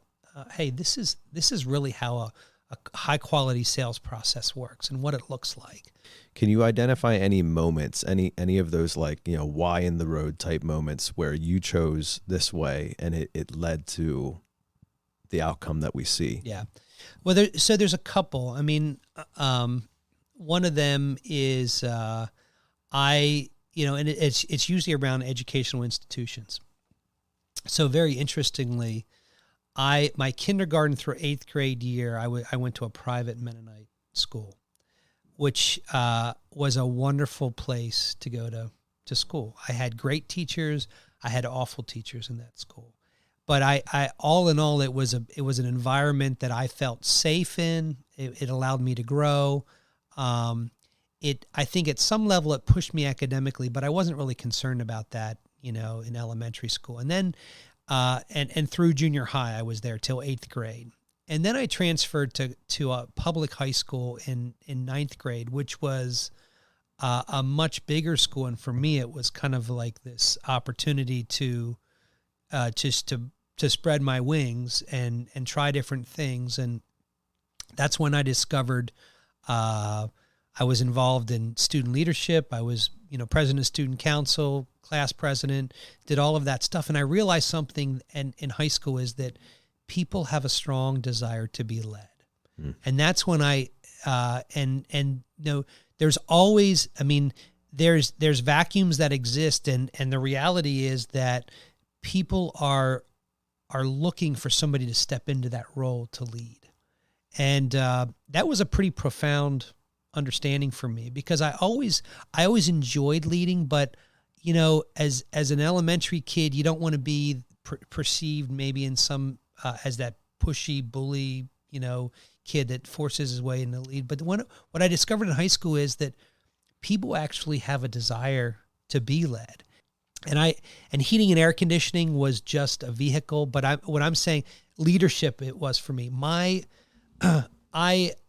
After I graduated from college, and I thought about what is it that gets your juices flowing? What is the thing that you're most excited about? And I think the thing that gets me most excited is looking at how can I create opportunities for others? That's the thing. So I tend to be a connector of people. I like to bring people together. But the other piece of it is how can I create opportunities for others? Not only for, my management team that I work with, but also with the group of technicians that we have, our office staff. All of those individuals are recipients of opportunities that we've created here at our organization. And that's what gets me excited. So that's, so as we sit back and we look at, hey, the last 20 years as we've grown from 25 people to 100, and as we look ahead to what does 250 look like, what does 500 look like, as we're strategic in terms of looking at the future, that's the thing that I get most excited about. And it's the thing that drove me from, hey, I wanted to be a comfort advisor and do selling in the home, to how can I create a business opportunity and that will provide opportunity for others. So, Matt, it sounds to me like at even a fairly young age, you were already aspiring to leadership, or it at least had an interest in your life that was above average, that you were pursuing those types of things. You said you were reading books, you were pursuing that type of knowledge, and you were, shall we say, drawn to it. I was. I really was. In some ways, I think it was the product of being a firstborn. And I think in addition to that, both of my parents were firstborn. So my mom was the oldest of 10. My dad was the oldest of 5. It's a lot of genes working for you. It's a lot of genes. And I don't want to, I know there's a lot of, science and research that's around birth order, and I don't want to go into that, but it's very rare that two firstborns get married. And there's going to be fireworks. And there and there was and there is. I mean, it's not a but it's very interesting that I'm the product of those two firstborn. So I think there is, and I think I've used this term. I mean, I think there's been an anointing on my life of leadership and in my journey that I could either choose to embrace or choose to run away from. I've chose to embrace it. And it's not without its hardships and its challenges, but you know what? It's proven to be very rewarding. And it's awesome to see, how people, when given opportunities, step up. So I think you do have one of those natural abilities to look into the future. You said you're not a fortune teller, but you do have an ability to look and see things that are unseen, and kind of relating the relationship of integrator and visionary as art and science, right? So I would look at Scott as the integrator and say he's a very scientific-minded person. He looks at data, he looks at numbers, he understands formulas and those types of things that drive, the ins and outs of how the machine works. And I look at you as more of a composer, right? You open up a blank sheet of paper and you just start writing notes down, and like, where are they coming from? Well, there's no scientific reason. It's just what you think is going to sound good in the harmonies and melodies. And yet the relationship between the two, I would look at Scott and say, there's a guy who could probably build an instrument, like he could actually construct it and make it work. Right. And you're the guy who can compose the music that will be played upon that instrument, and that relationship that works together is where we get beautiful music, right? That visionary component that you hold, do you believe that was inherent to you from essentially birth, or do you think that was something that was coached and developed along the way? That's a great question. Honestly, I think a lot of it was probably inherent. So I have some specific, I certainly have specific gifts, but I think then that was nurtured in me as I was growing up. I mean, I think that there was always a clear sense from my mom at an early age that I would have a tremendous amount of opportunity to lead. And so she always spoke that into me. I think it's where, so this nature nurture thing is that in the space of, big picture versus small picture, I'm far more comfortable in looking at the big picture. I'm far more comfortable in the macro space. So that's my area of comfort. Can I do the micro stuff? And it's interesting that you talk about it this way, because I had to do it when I was operating as a service manager. There's a lot of detail that's required in that. There's a lot of, planning and thinking. Same with install. It's putting stuff together.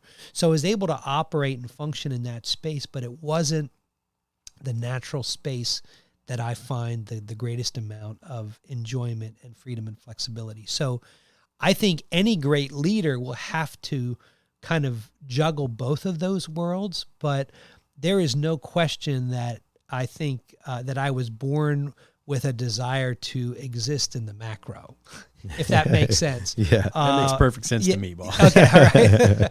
But I think that doesn't have to be an excuse. And it shouldn't be an excuse, for leaders. You can't just say, well, that's just not my thing. I mean, you have to create mechanisms by which that you can exist in both of those spaces. But where you exist naturally and what you feel like you like to do naturally is where you'll have the most level of fulfillment. I mean, honestly, Nate, work doesn't feel like work to me. I don't, people talk about wanting to retire and do this. I hope that I have some plans and some things that are out in front, but if my reason that I exist in life is to create opportunities for others, I can do that until the day they put me in the ground. And even then, you've created opportunity for 6 people. That's right. And then even then, I've created more opportunity. Exactly. But I mean, the reality is, if that is what I feel like, that's what I've been created to do. And if that's what I've been created to do, I mean, I've just have the fortunate opportunity to be surrounded with a great team that I work with here. And believe it or not, I get paid to do it. I mean, it's amazing. And so, as I think about, going forward, and I mean, the future, and as we look at the future, I can think about what that looks like, and I have a good vision of that in my brain, but I just think we're scratching the surface in terms of what opportunities are available out there for people, not only in our business here locally, but in our trade and in other endeavors that we may choose to embark on. But I think that is what motivates me. And everything else, if you can do that, I mean, was it Zig Ziglar that said, that's the age old thing. If you can, help enough people get what they want, they in turn will help you get what it is that you want. And I think there's a lot of truth in that. And that is, I don't want to say that that's the mantra of my life, but in that, it's another way to talk about creating opportunity for people. And that's because at the end of the day, you can't take the money with you. And you can leave it to a bunch of great organizations. Kelly and I are involved in a bunch of great organizations that do a lot of great work, but it's the relationship and it's the people that you meet along the way that make the journey worth traveling. And I've been fortunate enough to surround myself with great mentors, and great, coworkers and people that have helped me along the way. And that's what I hope to leave in terms of a legacy. I love that. And I can hear the passion in your voice. I can see the animation in your body as you talk about that, because it's more than just a 9 to 5. It's more than just the paycheck. It's a calling, really. Yep. You're living in that fulfillment. And interestingly enough, we talked about it on the podcast before, but at our organization here where Brian and I work, our core purpose is providing high dollar opportunities for our team. And that came out of an evolution of thought to get to that point. I mean, we originally started off with we want to be the best HVAC company in our neighborhood and that type of stuff. And we realized over the course of time that that's not really what we're trying to do. I mean, it's a byproduct of what happens, but if we can continue to provide opportunities for our team, so much of that will just take place on its own. And we don't have to focus on it if we continue focusing on the opportunity. So Matt, in that passion, in that focus that you have been such a big part of driving and shaping, as you look now at our organization locally and the trades as a whole, where do you see the vision of where the industry is going, where our organization is going, where our team is going? So I'll just think about our trades. I mean, we will continue. I say we. I mean, we as a society will continue to place more and more value upon individuals that are in the trades and that are tradespeople. There is no better time for somebody to get in the trades than right now. I mean, there is such a lack of quality individuals that have chosen to make their profession in our world. The opportunity is tremendous. As I talk to, and so I think what will need to happen is there needs to be, and there will continue to be, a professionalization of our trades in a way that I think can really approach the level of any other profession that we have. I mean, you hear people talk about doctors and lawyers and all of these professions, but the trades are pacing in terms of income opportunity and potential. I mean, there's outliers on all of those things, but as the rank and file, plumbers today are getting paid as well as attorneys and primary care physicians are. Blue collar is the new white collar, baby. It is. I mean, and so I think and that will only continue because there is there is, and it requires, I mean, we're living in this time where we're having some challenges with labor shortages. And I think it's for a variety of reasons. I think not the least of which is that there's been pumped into our economy such a glut of money to do nothing that's got to cycle its way through, and then people will realize, oh, I actually have to do something to make to make a living. And so that is just, this is a little blip, and I think it'll pass. But I think big picture, as we continue at companies such as ours and the many others like us that are across the country, will continue to put such a professional bent and a professional polish on our trades that it's going to attract a larger swath of people to it. Listen, at the end of the day, it's still hard work, and it's still, sometimes can be a little messy, but there is no greater way to make money than what we're doing. And really, I think this next generation of individuals that are coming up are going to be more debt adverse than perhaps what they were in the past. So it's a great opportunity to not get into college debt and to create a great lifestyle and income for a family that you can really support. It's a wage that can support a family. So I think I'm pretty bullish in the sense that I think that we're going to continue to grow. We're going to attract the right people, but we need to present the trades in a professional way. Well, hey, Matt, we're going to bring things in for a landing here. And as I so appreciate you kind of sharing your story with us. I think there's so many nuggets along the way and things that you can even look back on now. So many times, we go about living our life and we don't retrospectively look back on what has gotten us here. Yep. And I want to call attention to our listeners now who are most likely not sitting in the current chair that you are. Mm-hmm. They're coming to this podcast. They're hearing your story from all different angles. Some of them are on the phones. Some of them are in the field. Some of them are thinking of exiting the trades and they're kind of burned out as you were with sports. And others are looking for the next thing, and they're trying to figure out if, how can they grow and what that's going to look like. So if you had that mixed audience in front of you, and you were giving the company meeting to 100 employees with all those different perspectives and roles, and you looked back across the course of your life and you would say, these are the things that have made the most difference in what got me from there to here, what would they be? What a great way to tee it up, Nate. I think, listen, success and opportunities comes in the most unexpected packages.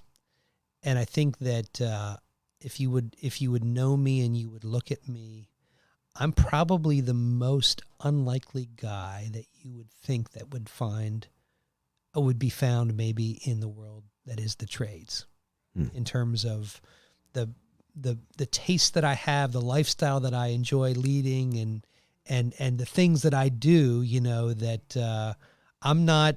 Not too many psychology degrees in the trades either. No, there's not too many psychology degrees, and I'm not a guy that there has never been a whole lot of dirt underneath my fingernails. I see that.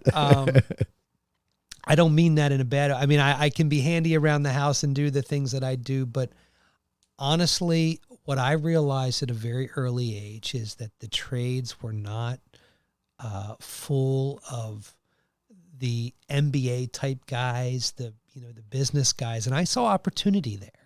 I saw opportunity to help create opportunity for people that are tremendously skilled with their hands and the ability to do stuff. And so how can we create an opportunity in a place where they can get paid what they're worth at the end of the day? And I think we've done that here. We've really done that. We've created opportunity for individuals that are passionate about helping others and working with their hands to get paid with what they're worth, truly. And as a consequence, I was able to find a place that I could, provide for my family in the process of doing that, and fulfill a lot of my passion, which is, like we talked about earlier, creating opportunities for others to be successful and to succeed.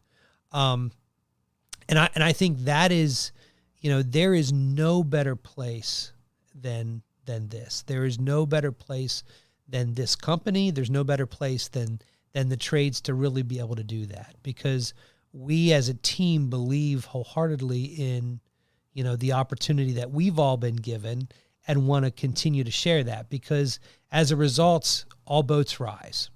And I think the opportunities are limitless in our marketplace for that, and are limitless across the country for that. It's just about putting the right team of people together and getting them to kind of all row in the same direction. And there's really nothing else that we can't accomplish that we set our mind to accomplish. I mean, listen, the last 20 years is proof of that. The next 20 will validate it as well, but the proof is in what we've accomplished over the last 20 years as an organization. Number 5, from sewer lines to SWAT team, with special guest Brandon Hernandez. Okay, well, Brandon, let's start at the beginning, man. What was your story, kind of growing up and coming into high school, and then looking down the barrel of graduation and saying, what next? Give us a kind of a preview there. Yeah, so after hearing John's podcast and stuff, like, him and I are very similar. I mean, that guy and I were tied into the hip up until I left and wanted to become a police officer. We went to trade school together, middle school, high school, trade school. Even, when we worked commercial construction for a little bit, we were together, and then we came to Ben Franklin together. So we kind of sit on the same boat where, senior year came along and everyone was figuring out what they wanted to do and, going to college and stuff like that. And I don't think anyone in my family went to college, and I had no idea where to start. So I didn't really have that good guidance of trying to, decide what I wanted to do, because for one, I had no idea what I'd do myself. So in high school, I was always very, very hands-on. I always took the, woodworking classes, metal tech classes, Sure, all that kind of stuff. So then probably came maybe a week before, application deadlines, and I had no idea what I wanted to do. So I sat down with an instructor, or with a teacher, I guess, right there is Mr. Care. He's probably still there. Him and I became pretty close, and he was my metal tech teacher, with welding and stuff like that. And he brought up at high school. Yes. Yeah. He brought up Thaddeus Stevens, and he really wanted to go there for metal fab, fab and welding and stuff like that. And because I was, I guess, a decent welder, as much welding as you do in high school. And for those of you not from the area, Thaddeus Stevens College of Technology is a 2-year associate's program for anything from HVAC to, I think they have nursing degrees and plumbing and electrical and architecture and mechanicals and all those types of things. Yep. So after talking to Mr. Care, and it was a pop in my head, and I was just like, I don't know if I want to be doing the same thing over and like welding over and over again, and so of course me, growing up the way I did, I started looking at the dollar signs. So I started researching, hey, who makes the most money and this and that, and I talked to him about plumbing, and John was actually thinking about doing the exact same thing. So I applied, and I applied a little late, so I got a little late start. I had to go through this like a year and a half or a half year before I could actually start the trade. And that's I was definitely looking at the dollar signs when I selected that, and I don't regret it at all. Definitely the the seed and the foundation, the footstep to where I'm at now, and relates to a lot what I do and stuff like that, especially with like talking to people and a bunch of different stuff. We'll get there. But I loved it. I loved working with my hands, and I was real nervous because I wasn't grasping things. I mean, I wasn't the smartest person in high school. My grades weren't the best, but we got to Stevens, and I kind of had that same mentality. I was like, man, like I'm not that smart. I don't know if I'm, I can barely do math. I can barely do this, but something just happened that it just clicked. Even in my family, like we didn't have construction workers or anything like that. So I was legit like the very first one to ever go that type of route and learn that, So, now we're here. Well, Brandon, with that being kind of your career trajectory, what you decide to do, what was your personal life at that time? I mean, would you kind of fallen into the more of like the lost category where you weren't quite sure? Where, did you have a pretty good established grounding and you were just looking to capitalize on, like you said, financial success in your choice? Where were you at kind of on the personal side? So my like senior year, my parents actually had gotten divorced, and looking back at it, it's whatever, it happens. But like during it was just like the end of the world for me. Like Sure. it felt like things were crashing down on me, and so my mom had moved back to Puerto Rico, and my dad, I was living with my dad, and just kind of those situations where we didn't really grow up.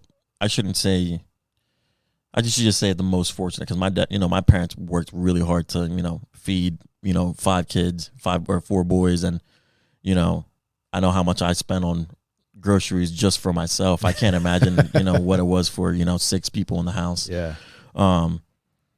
So, we weren't the most fortunate, but they made it work. So, coming out of school and stuff like that, and not knowing what I wanted to do and going to Stevens, it was just kind of one of those things where I had no other choice. It's a good story though, because the power of positive influence and mentoring and the faithfulness of a brother makes such a difference at that stage of life, right? Oh my God, yeah, absolutely. Like there's if you don't have good guidance, no matter where you're at, you're not gonna have a chance. Like if you don't have someone in your ears saying, like, showing you positivity and this and that, you're not gonna have a chance. Like I'll give a good example. When I graduated high school, I went back to Puerto Rico. I stayed there for like a month or 2 with my mom, just to visit and stuff. And there was a kid there. He was about maybe 14 or 15 at that time, and you could tell that. And where we grew up in Puerto Rico was a pretty bad area, but you could tell that at that point of his life, he was in the middle of like choosing a side. So it's either he's going to go left or he's going to go right. Left being bad, right being good. And I remember talking to him, and he was like, I remember we were playing basketball, and I was talking to him like, man, this kid got a good shoulders, and I was like, listen, like, you got to do this, make sure you're not getting into this and that. Well, out there, man, you show a kid a little bit of money and they'll do anything for you. You know what I mean? So fast forward a couple years later, and my mom calls me. She's like, hey, you remember Yampi? Like, the kid that, you talked to, blah, blah, blah. You took a picture with him, this and that. Ended up getting killed. You know what I mean? Out there. And it's just like, when I found that out, I was like, if you don't have guidance, you don't have a chance. Because especially when you're around all that negative stuff, it's going to be hard for, anyone to get out of it. So whether it's you see something on TV and they're like, oh man, I kind of want to do that, or you have people around you saying, hey, you got to, this is what you got to do, or you got to find something positive to do to try to keep you away from that negative light, I mean, you don't have a chance, man. So how many years did you work in plumbing then, coming out of school? I think coming out of, like, after so you graduated college and then you came to work with us here in Lancaster. I think I was here with you guys maybe a year and a half, year. And then I worked so I'm going to say maybe 2 years, 2.5 years, maybe 3. I'm not sure. So probably 3 within, like, working through the summers and Thaddeus and stuff like that. Probably close to 3 years. So in that 2 to 3 year, I mean, what were some of the takeaways that you gained? Because, and we're going to step into your next career here next, but, what were some things that formed you, that chiseled away the rough pieces? What was it about 2 years in plumbing that you remember and recognize as making a difference? Just thinking and just being able to look at a problem and figuring it out. And like, give an example of what that looks like. Well, even okay, yeah, and definitely do that. But even knowing there's something missing in this generation and maybe even the previous generation, where they almost have this thing where if they don't know how to do it, they can't know how to do it. And learning that just via text message with your supervisor, you're figuring out a problem and learning how to put something together you've never done before. There's a real experiential critical thinking training in that. I think maybe is taking the first step and doing something like that, because I know how I can relate to it with plumbing is the first time you do something. Like I remember talking to you about replacing a toilet. Oh, how long did it take me to replace my first toilet? It took me a while, but it's because I never did it before. I think you're still not finished. Yeah, right. Still haven't caulked it. But then I got to the point where, I was probably one of the only guys that kept three different types of toilets in my truck, and that's all I sold. It was just toilet. Yeah. It took me longer to unpack a toilet than to pull one and reset one. Wow. So I think it's just making that first step into doing anything. Sometimes I feel like people are afraid to do something just because they haven't done it before. But then once you keep doing it over and over again, you're obviously gonna, with anything, practice makes perfect, I guess. So I guess that could be the issue. Maybe is just starting and just taking that first step and doing anything that makes it hard for, my generation or previous generations or anyone in general, is just taking that first step and not being afraid to make a mistake. I mean, I think just knowing that you're going to make mistakes. If you're too scared, and it's funny because I was too scared to do things because I knew I was going to make a mistake. And even as a cop, like my first year as a cop, my first 3 months were terrifying just because I knew I was going to make mistakes, and I didn't want to stop cars. I didn't want to do anything because I was afraid of making mistakes. So I feel like once you get past that and accept the fact that you're going to make mistakes, because that's what makes you better, then I think that's when you're going to get the ball rolling and get better. You know what I mean? If you're not making mistakes, then you're doing something wrong. You know what I mean? You're not living. I learned that from Ms. Tyndall from Thaddeus Stevens. She said if you're not making a mistake, then you're doing something wrong. Yeah. Just because you're not going to learn from it. So how were you? I mean, how much less gun shy were you after? Because the support system, there being a support system, means everything in that moment. And knowing that I answered, Ed came out. Oh, we got absolutely everything taken care of for the knowing client. I had and that's when I kind of started opening up a little bit. Like I wasn't shy to ask questions. I wasn't shy to ask for help. I wasn't, but knowing that after that, I feel like it comes from a supervisor point too. Like if you're feeling pressure from your supervisors, you're going to be more scared to do things. But, Brian was super cool about it. Ed was super cool about it. I remember actually John and Ed actually were the ones that came out because John was still riding with Ed at that point. And I was terrified. I'm like, dang, I'm going to lose my job. They're going to fire me for this and that. They're like, nah, man, like you're good. Like you were like, man, good thing that it happened to you now rather than a year down the road when you're more of a seasoned plumber, because it happened now and you're never going to do it again. Cool. You know what's funny about that, Brandon, is like that mentality of I'm not worth it or I'm only worth so much. It's not relative to age. Like you can find 55-year-old people in the trades who still think that they're only worth $20, $25 an hour or whatever it is, and they don't value themselves above that. But like that's so not the case. I mean, the older you get, the more experience you have, the more valuable you are. Like then you're not snapping off things like that, or then you're not confused about an issue that only 3 people have ever seen before you. And like people just, they never realize that, 5, 10, 15 years of knowledge, we're not paying for you to turn the wrench. Yeah. We're paying for you to know which wrench to turn and how to turn it. Right. Right. Right. So like, yeah, it's amazing that still exists. And if nothing else, this podcast can continually remind people in the trades that you are valuable, what you do is valuable, and are underpricing yourself right now. Oh my God. And not to shop out of your own wallet, as Gene Slade put it, which were what you were just saying. You were fresh out of college and your first full year in a truck, just now making a decent income for the first time. And you're going to see people who have been in their career for 35 years and they're like, they got the money. You show them how they can enjoy their water system more. It's like, do it. Don't even tell me how much it is. How many times did you hear that? I don't care how much. Yeah, there's been so many times where, I remember you telling me, just do this, just telling you, just do it. And I'd be surprised, I was expecting this, but then they were like, let's go with all of it.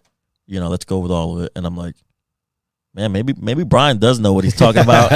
Maybe. He's still not sure. He's not quite sure. So Brandon, we're gonna take another step forward here, and we got to ask the question: what made you get out of plumbing? I don't know, man. Sometimes I'm just like, I'm going to go back and become a plumber. Nah, I'm just kidding. Nah, I love my job. But, Well, you kind of, and correct me if I'm wrong, you knew even before you got into your own truck that you wanted to become a police officer. I don't think I knew by that point yet. So out of high school, you know, they say, what do you want to be? And I was like, I'm not the brightest, whatever. And I was like, you know, I think I'll be, you know, go out and become a cop. I had no idea where to start. You know, I didn't even know that you need to be 21. So that's why I went the Thaddeus way. And, you know, once I did that and I kind of, you know, pushed being a police officer off to the side and wasn't really interested in it anymore. And then I started working in plumbing. And then at the time, my girlfriend's dad just had become a police officer. So once I started working for a little bit, and each year during the job fair at Thaddeus Stevens, the state police was there trying to recruit people. So I would always talk to them. And I was like, you know what? If plumbing doesn't work out, I'm going to become a cop. So you went to the academy for local police. Yep. How long is that program? It's about 6 months, I believe, like 6 or 7 months. Yeah, Okay. because we started in May or June and we finished in December. Yeah. So Wow. about 6 months, yeah. And then how does that work? Like you come right out of the academy and you have to apply for jobs then, or do you get placed, or what happens? So you can either get hired before the academy and, you know, whatever department puts you through, you know, they'll pay you and pay for the academy, all that stuff. Most departments are like that, I should say. Or you can put yourself through like I did, and usually you get picked up while you're in it. And thankfully, I got picked up on Thanksgiving, actually. Oh, nice. And that's when I got the call saying, hey, yeah, we're going to take you. And so I got hired there. And then once you get hired, you have to go through a field training program where you ride along with the supervisor for a couple months. And then after that, you're hitting the road and you're by yourself. Wow. Okay. So March of that following year, you were Exactly. It was exactly in March. I think it was March 14th or something like that. Okay. Yeah. Terrifying day of my life. How old were you at that time? 22. Wow. I think 22 or 23. Yeah, man. Still wet behind the ears coming out of police academy. academy. Oh man. It's just amazing. I even think about it right now. It's just like sometimes I'll be in situations where I'm dealing with people that are 2 times, 3 times older than me, and I'm trying to solve their problems. And right, you have this little guy from, you know, Puerto Rican kid that was born in the island and came to the States, and he's 25 years old and he's trying to solve everyone's problems. It's just like, oh man, I don't know how it happens sometimes, but we get it done. That's awesome. So what was your career like then, kind of coming out of the academy, getting in that, would you consider that a beat cop type, like on the beat? Yeah. So like I said earlier, my first 3 months were just, I can't even explain. I was just afraid of making mistakes. Yeah. And thankfully the supervisor that I had at the time, he was super supportive, and, you know, I didn't really feel much pressure from him, which made me more comfortable in accepting those mistakes that were going to be made. And by mistakes, I mean, like, you know, writing something wrong on a citation or missing something on a report and stuff like that. So once I got, you know, over the fear of, you know, making those mistakes is when I started, you know, getting into things and, you know, pulling more cars over and just being able to talk to people without showing them that you're new and fresh. Right. There's nothing worse than being a fresh cop on the street and someone just seeing you and you're like, oh, look at this guy, he's a rookie. And because then they try, you know, walking all over you. Right. That's not a whole lot different than being a new tech. Exactly. You see the engineer type client. Right? And it's just body language. And I love that stuff, man. Like just looking at people's eyes. And it's crazy. I went to a course where it was an interview and interrogation course where he was talking about, you know, the way the body reacts and how people are and how when you feel comfortable or uncomfortable, you're crossing your legs and doing that. And I'm like, this is the exact same stuff that Brian was talking to me when he was like telling me, like, wow, there's not much of a difference. Like everyone really is like, there's just involuntary cues that the body gives whenever you're in awkward situations, or whether you're lying or you're telling the truth, nervous, scared, or whatever. Like your body just does things that you don't even know. We got to start recruiting out of the police academy, man. Yeah, these guys know their stuff. No, dude, when we were learning that stuff, it was just like, man, I've already learned this. Like, I remember you always sending me stuff, videos and stuff about that kind of stuff. And, yeah, it hasn't changed. Like, I love, you can just tell a lot by the way someone is and the way their body reacts to things. And it's very interesting and unique. That's for sure. So how long were you then in that role before you started pursuing kind of next level stuff? Well, I kind of always knew that I wanted to do something else. So, I love the street right now, and I love, being out in the public and stuff, but I don't see myself being on the road for 25 years. I definitely see myself moving up and doing stuff. So out of the academy, I always told myself, hey, like, I want to get a dog. Like, I want to be, canine unit. I want to do this, and that. Well, my department does not, we don't have we don't have dogs. So I kind of wanted to do something else. And one of my close buddies that I work with, he's on the SWAT team. So he was like, dude, like, you got to try out. You got to do this. Like, you got to whatever. And I was like, yeah, whatever. And at that point, like, I had to let myself go. And I was like, there's no way I'm going to be able to do this. There's no way. So normally you have to have... Nate just texted me something about coffee and donuts. Like, I don't condone this kind of humor, first off. But, yeah, I kept pushing my chief. I was like, hey, like, my chief and lieutenants, I was like, hey, once I'm eligible, can I try out for the team? Once I'm eligible, can I try out for the team? Or can I try out for the team? Eligibility is based on tenure. Yeah, you have to, I believe it's 2-3 years that you have to have one. Okay. So I think for the team it's 2 years, but for my department it's 3. I think that was just something that we had set. But after nagging the lieutenants and the chiefs, they were finally like, all right, you can try it on a little early, because by the time you graduated, you're going to be close to 3 years. So, yeah, that was last year. I started training last year in October. So probably, yeah, last year in October. And then I tried out for the team in March or May or something like that. Wow. And then school was in July, a week in July, and then 4 weeks in September, October. So what was it about SWAT that kind of rung your bell? I don't know, to be honest. Especially being in school, you're getting beat up the whole entire time and you're tired. And I'm like, why am I doing this? But I don't know. It's just like maybe like the same thing. I've always been attracted to doing things that people don't want to do. Like maybe, plumbing too.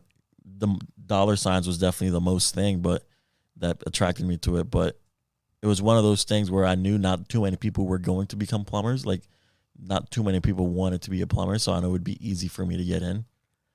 And it's something that not everyone wanted to do. So I guess it's kind of the same thing with this. Is like not everyone wants to do this, or not everyone can do this, and it's just that just attracted me to that.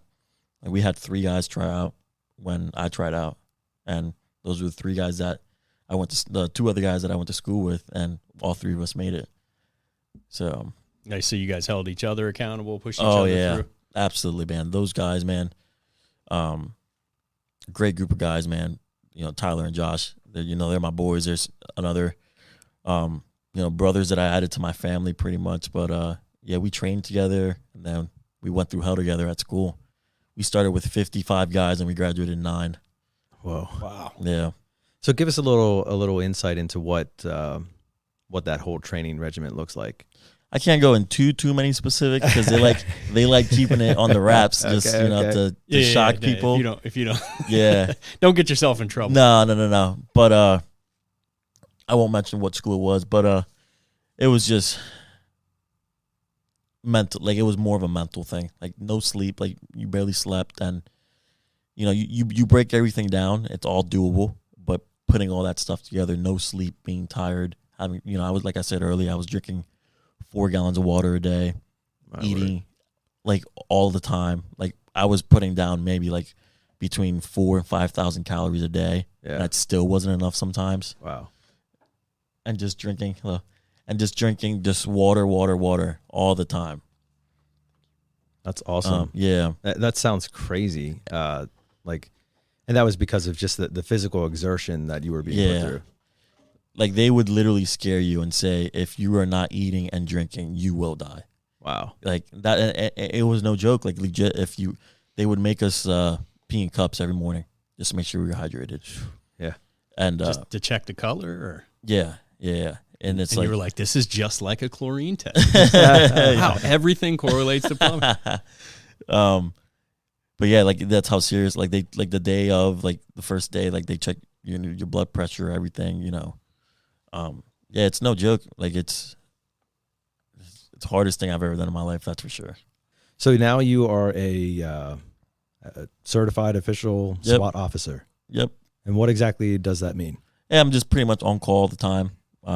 Whether, if we have something scheduled, then we'll go and meet up and take care of that. But it's just essentially, I still do my regular roles on patrol, and but I'm just on call. So we get a barricade or a hostage situation or something like that, or we have a murder suspect or something that we think it's in this house, then we'll get called out for the team for that. And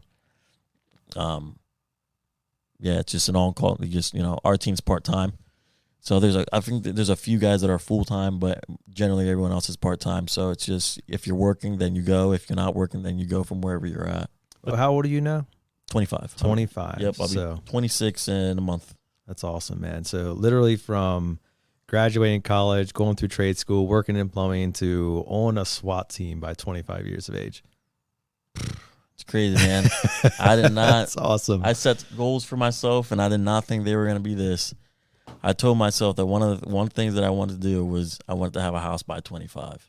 Well, you hit that goal way early. Yeah, and it's been a ride, man, but I'm just super thankful for a bunch of people, man. There's a long list. There's a long list of people that I'd like to thank, because I definitely didn't do this by myself.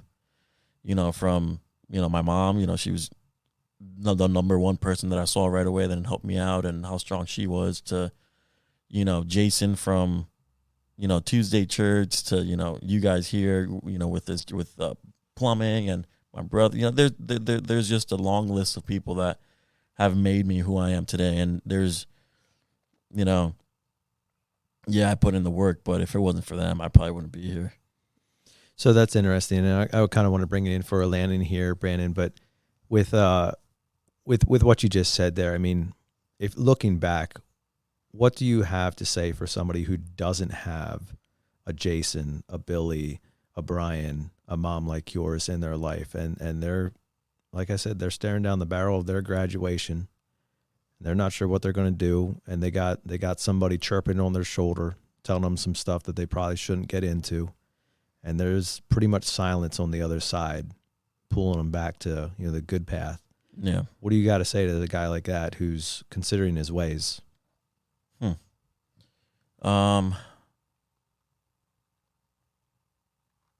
It's kind of hard to answer that question, because, like I said earlier, if you don't have any type of guidance, it's gonna be pretty hard for you to make it, especially if you're around, if you're getting pulled towards a negative way. But I'd say just start somewhere. At least have a plan, have a a goal, and work towards that goal.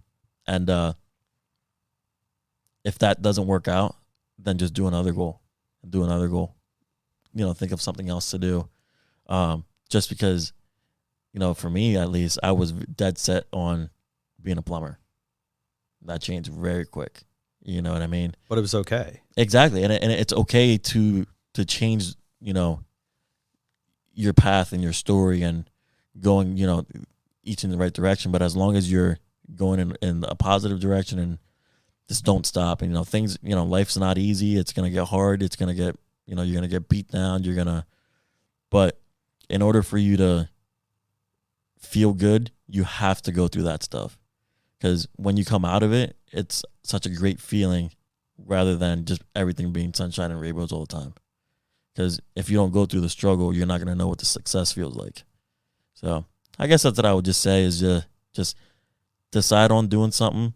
And if that doesn't work out, then decide on doing something else. You know, try to be productive and positive with your life. And, you know, hopefully someone comes around and, you know, there's always someone out there that's going to help you or at least guide you. Yeah, and I'm sure in your current role, you unfortunately see the counterbalance to that argument of people that did not make those choices and chose to follow after some unfortunate influences. And that's got to be heartbreaking, you know, as you come across that week to week or however often it is to see those scenarios of people your age and younger who have made those choices and what could have been different.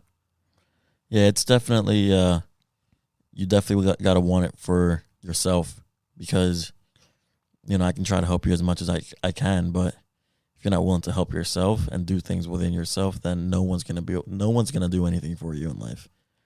So if you realize that quick and, you know, your back's up against the wall and you got one way to go and just keep going forward. Cause yeah, you know, I could have had all those people around me helping me, but if I didn't listen to them and, you know, keep moving forward with that, and then I wouldn't be here regardless. So it comes back to yourself too. Like you said earlier, you know, you did that stuff yourself. So absolutely. Mm-hmm.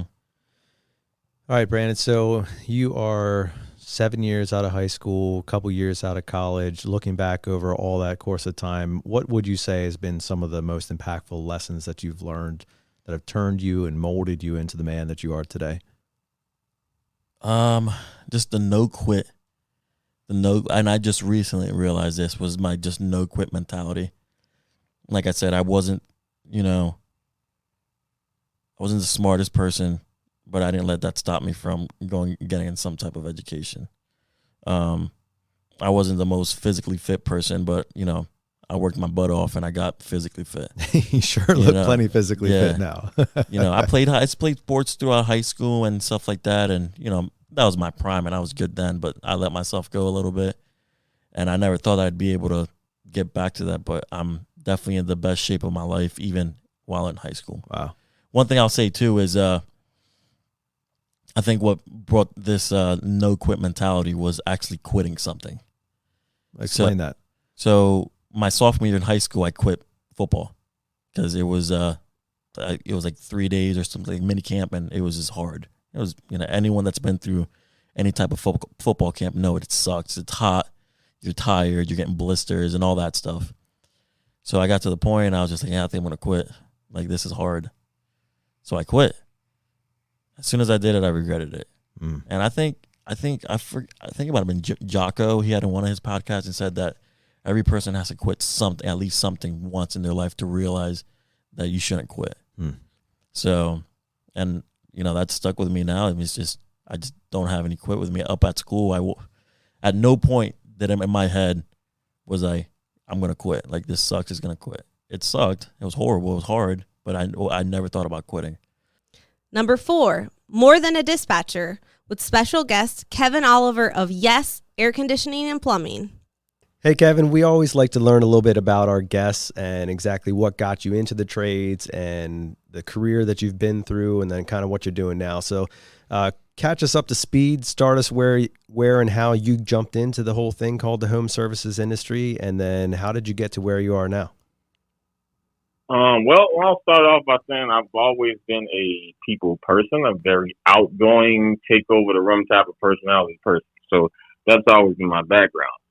When I got into the customer service department of the air conditioning and plumbing industry, I realized it was a whole world that I knew nothing about, and I just gravitated towards. I definitely like speaking with people and helping people, and that was one of the things that, you know, got me to stay interested in it. Obviously, the relationship with the technicians and things of that nature, and I started as a customer service rep, and eventually, you know, turned that into being a customer service dispatcher representative, eventually turned that into being over all the dispatchers, and now I presently hold the customer service position, which is over the customer service department. But as well, I do other things in upper corporate structures as well, as having customer service conference calls with other customer service managers and other reasons. Apparently, I do a good job from what I hear. I'm not trying to bag. That's just what other people have told me. I'm one of those people. Well, man, I appreciate that. I mean, if I was feeling good, I'm feeling great now. But that's the approach I tried to take. I'll be honest with you, Brian. I try to look at it from, I try to make parallels and comparisons. And best thing I could do as far as dispatching, when I used to tell my dispatchers that I have now is like, you want to look at it, for example, a great example would be quarterback of the team. Okay, let's say you're Tom Brady, for example. All right, and everybody knows who's on the Buccaneers right now. They got a lot of good players, right? There's only one football. Well, at some point in time, Tom Brady's going to have to do his best to get that ball to a lot of individuals on that team without getting other individuals upset. And as the leader of that team, he has to figure it out. So I used to try to incorporate that when I'm dispatching. Like, okay, I got a lot of guys on this team. I may have X amount of calls. I got to make sure that everybody gets fed the best that I can do. Try to keep it spread out as best as possible. I'm not going to try to show any favoritism, but at the end of the day, it's all about the team winning. Because if the team doesn't win, then nothing else matters. I can come in and have a great day. Okay, and once again, if the team doesn't win, none of that's going to matter. And that's how I like to look at it every day in life. And that's what I tell my staff, too. It's like, if the team doesn't win, none of this other stuff doesn't matter. Your accolades doesn't matter if the team doesn't win. You can have the best sales margin across the company. If the overall company doesn't succeed, where does that put you? Out of work. Nowhere. Exactly. Now you got to take those great sales records that you're breaking and try to find a job somewhere else because the team, the company, didn't win. And that's what I always try to tell people. Some of it sticks, some of it doesn't. But that's the philosophy I preach, and that's what I try to live by. I mean, at the end of the day, that's what we're here for, right? I mean, I guess some people are here for mediocrity, but that doesn't make any sense to me. Life is all about evolution, right? So why are you going to go anywhere to be stagnant? It just, I don't understand that concept, and I'm not putting anybody down that feels that way, but I always look at things like, okay, how can I do more? It goes back to that saying that a lot of people hear. If you're the smartest person in the room, you're probably not in the right room. And I feel the same way about that. If I'm not the smartest person in the room, I'm probably not in the right room. But there's always more that you can learn. And as far as people having let's say the reserved nature, as far as trying to get someone involved in something, I generally don't like to use the word selling because I know how that can project a bad type of face expression from someone. So I always like to use the word involved. Get the client involved in whatever it is that you guys are having discussion. Because here's the thing. At the end of the day, people want to be sold on things. All right? It's just all about your approach. It goes back to that one simple thing. It ain't what you say, it's how you say it. And I believe that wholeheartedly. That's absolutely right. And the nice thing about that is Brian never has to wonder if he's in the right room. We constantly try to involve him and help him understand that it's okay, buddy. I'm the guy with the crayons. Sound like you may have listened to our Tom Hopkins episode, Kev. Did you check out the Tom Hopkins episode? Yeah, I did listen to that. But now, a lot nice. of the things that you were saying in there were very true. It's all about your approach and things of that nature and making somebody feel comfortable. That's what I used to always tell the technicians when I was dispatching. Like, look, first things first is you don't get a second chance at the first impression. Nothing happens if you don't pull that trigger. Goes always back to that. Nothing happens if you don't make an attempt. You can think about anything or say anything you want. Nothing doesn't happen until you make an attempt. And, I don't know if you remember this, Brian, but there's a lot of, we used to say this around time. A lot of times, most of the problems that people have are 10-inch problems, and that's that space in between your ears. A lot of times you talk yourself out of things, whether you realize it or not. Sometimes it's just a human nature thing. And like you said, Nate, it's a mindset, and you got to be able to control your mind to get out of that mindset. Because as a technician, you're going to have good days, and you're going to have bad days. You're going to have good calls. You're going to have bad calls. You have to be able to take that bad call and compartmentalize it, push it to the side, and be like, all right, let me reset and get ready for my next call. This call has nothing to do with what just happened on the previous one. Yeah, and we always knew it was a mindset problem because I could go to a call and not sell it, and then find out a week later that they called in for something else and Mike Bissell sold everything I had recommended. The previous call. Yeah, I would make it a point to tell you guys stuff like that. Yeah, of course you would. I would. Now you know where I get that from. It wasn't for a malicious reason. It was never for a malicious reason. It was never for to be like, thrown in the face like, hey, see, you went to this house, you didn't do nothing. Well, somebody else went there and they did X, Y, Z. It was more or less to remind them that, look, it's a mindset. The last conversation I had with you when you left that house was, this isn't our customer. They don't want to get involved. X, Y, Z, X, Y, Z, X, Y, Z, X, Y, Z. A couple of weeks later, same company goes out, different representation, different mindset, customer spends X amount of money. So once again, it's not about me waving my finger at that person saying why you couldn't do it. It's more or less to remind them that, look, every situation is going to be different. It probably was a situation where you should have went left on this call, but you went right. Sometimes you got to think about that as opposed to always immediately fast forward into, oh, it's the customer. The customer sucks. They don't want that. It's not always that. Sometimes it's you. And as humans, we have a hard time saying it's us. It's just a human nature thing. It's not too often we'll look in the mirror and be like, yeah, I was wrong. I probably shouldn't have did that. It's just not. So, Kevin, I want to dig into that a little bit from the dispatching side. Off air, when we were talking a little bit in the introduction, you were mentioning how, as a dispatcher, you ended up being a life coach and a marriage counselor and an encourager and a cheerleader and everything beyond under the sun. Oh, yeah. Let's talk about that from the beginning of the day. So, in your role when you were doing dispatching, what was the primary objective for you at the beginning of the day to help the technicians start off in the right mindset? Well, it probably went off what happened the previous day. You know, those are one of the things I would look for as well because, you know, depending on if the guy had a bad day on Tuesday and now it's Wednesday, I'm going to do my best not to try to give him all the good calls, but I'm going to keep that in the back of my mind. Now, look, this guy didn't have a good day on Tuesday, so today is Wednesday. I try to do my best to get him as many good calls as I possibly can. But once again, it's up to him to actually do something with those calls. And I'll actually physically have a conversation with that tech, you know, before we get started. I'll be like, look, okay, you know, I know you didn't have a day that you would like to have yesterday, but today's a new day, just like anything else. We have to turn the page. You know, I'm going to do my best to help you have a better day today, but I need you to be able to be with me. I need you to be there because if you can't be there, then you know what's going to happen. It was never a secret. Like all the technicians knew that if they wasn't doing too good, that eventually I was going to send those calls elsewhere, or depending on how bad they were doing, I probably would set them down for a minute. Once again, everybody understood that. It was never a secret. I was very open in my communication with people, letting them know this is the scenario, this is what's going on. If you're not doing this, this is what it's going to turn into. So, you know, it never caught anybody off guard. Like I said, I always had a conversation with everybody first thing in the morning. Hey, what's going on? What's happening? This is what we got. It's going to be a great day. You know, kind of like a football coach, getting everybody motivated and pumped up. And this was after they had the morning meeting with the managers. Once again, I was just continuing that motivation to get them pumped and ready to go. Because once again, I come from the sales world. And I know how hard it is to get pumped up every day to go out and get somebody involved in any type of process where there's going to be revenue taken from that person. It's not the easiest thing to do. I'm sure you're having conversations with the technicians throughout the day.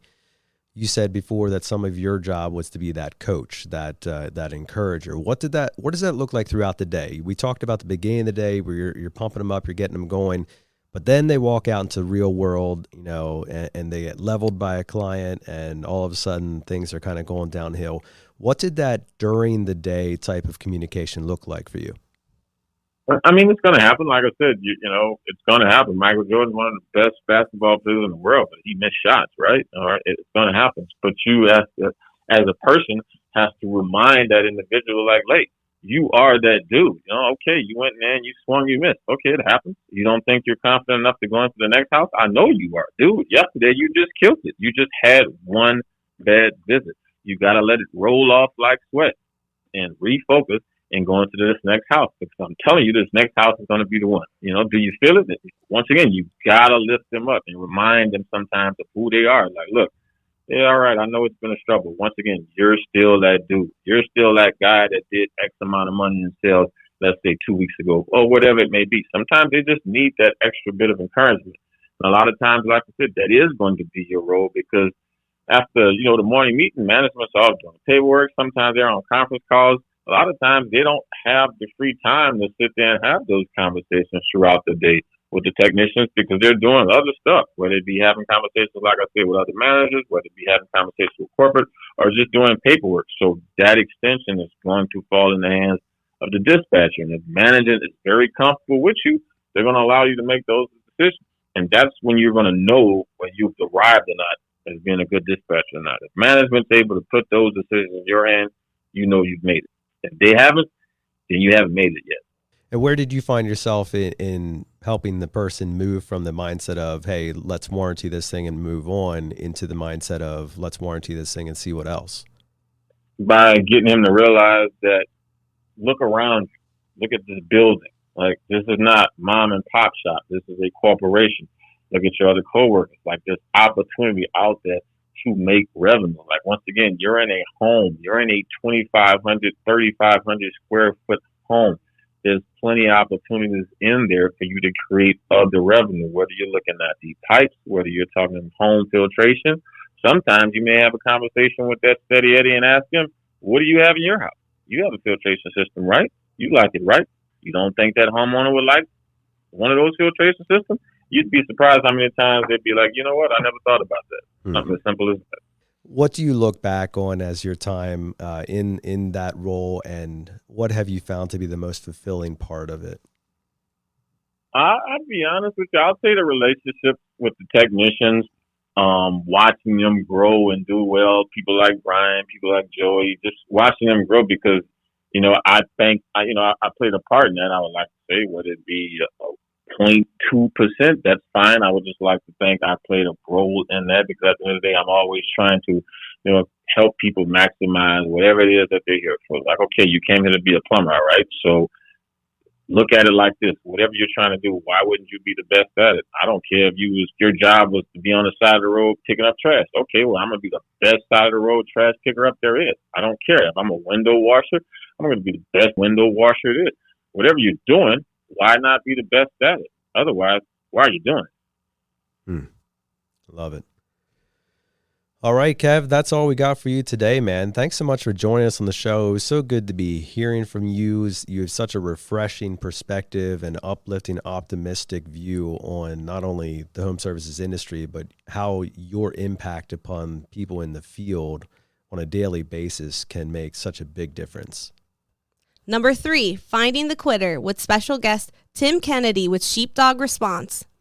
Tim, our show is primarily focused on the home services industry, which we are dealing with clients in their homes and, dealing with plumbing and electrical and HVAC service industries and all kinds of problems and things that can go wrong. So we thought it'd be interesting to get your take as a guy who's dealing or has dealt with many difficult situations, very difficult people, and just, kind of man up type mentality to get over difficult situations. We wanted to bring you in and just kind of like ask a bunch of questions to you.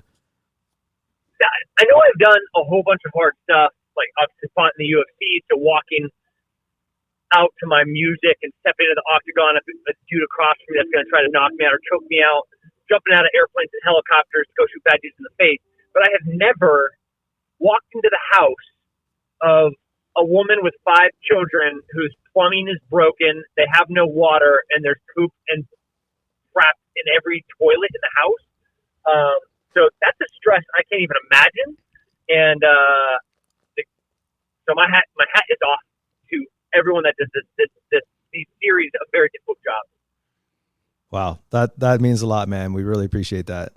Sorry, and me in particular, as I am a plumber and came from a plumbing truck. But I guess what we'd like to know, and a lot of difficult situations, yes, that service technicians have to deal with. But I would say, as one of those service techs that dealt with them, I've heard of some of the situations you've dealt with that, to me, sounded far more difficult. Taking back a city from ISIS or what have you. I think the approach is the same when it comes to hard stuff. In preparation and discipline and a good regimen, where kind of regardless of what the modality is of what you're doing, you're setting yourself up for success, right? Like if I'm showing up to a work site and I'm hungover, I'm kind of pissy because I got in a fight with my boss, I don't have the right tools, I don't have the right equipment, and then I'm going to go and deal with, into a semi-permissive environment, i.e. a house that is having a catastrophic problem, and you think that you're going to have an easy day? No, you've set yourself up to fail 5 different ways before you even step through that door.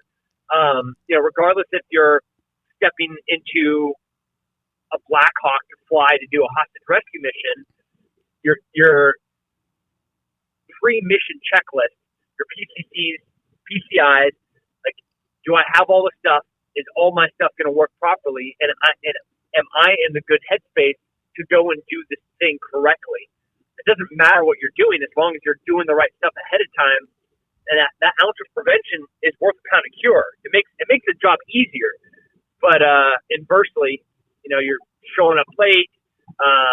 You're in a pissy mood. You didn't get sleep. You partied a little too hard the night before, and you're going to walk in and think you're going to have an easy day at work. No, you're going to have a rough day. That AAR system that you implement, can you give us an example of like a time in your life or your career when you've actually put that into practice and you've seen tangible results come from it?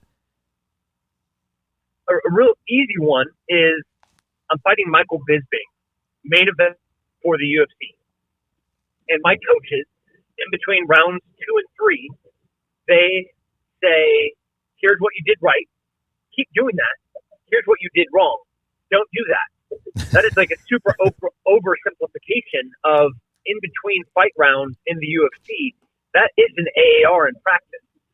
Similarly, when I go overseas and I go and do this big mission and we sit down afterwards and we break down every single phase of the operation from to our prepping to go, our infill, our actions on the objection, and then our exfil, and then our kind of post-mission procedures.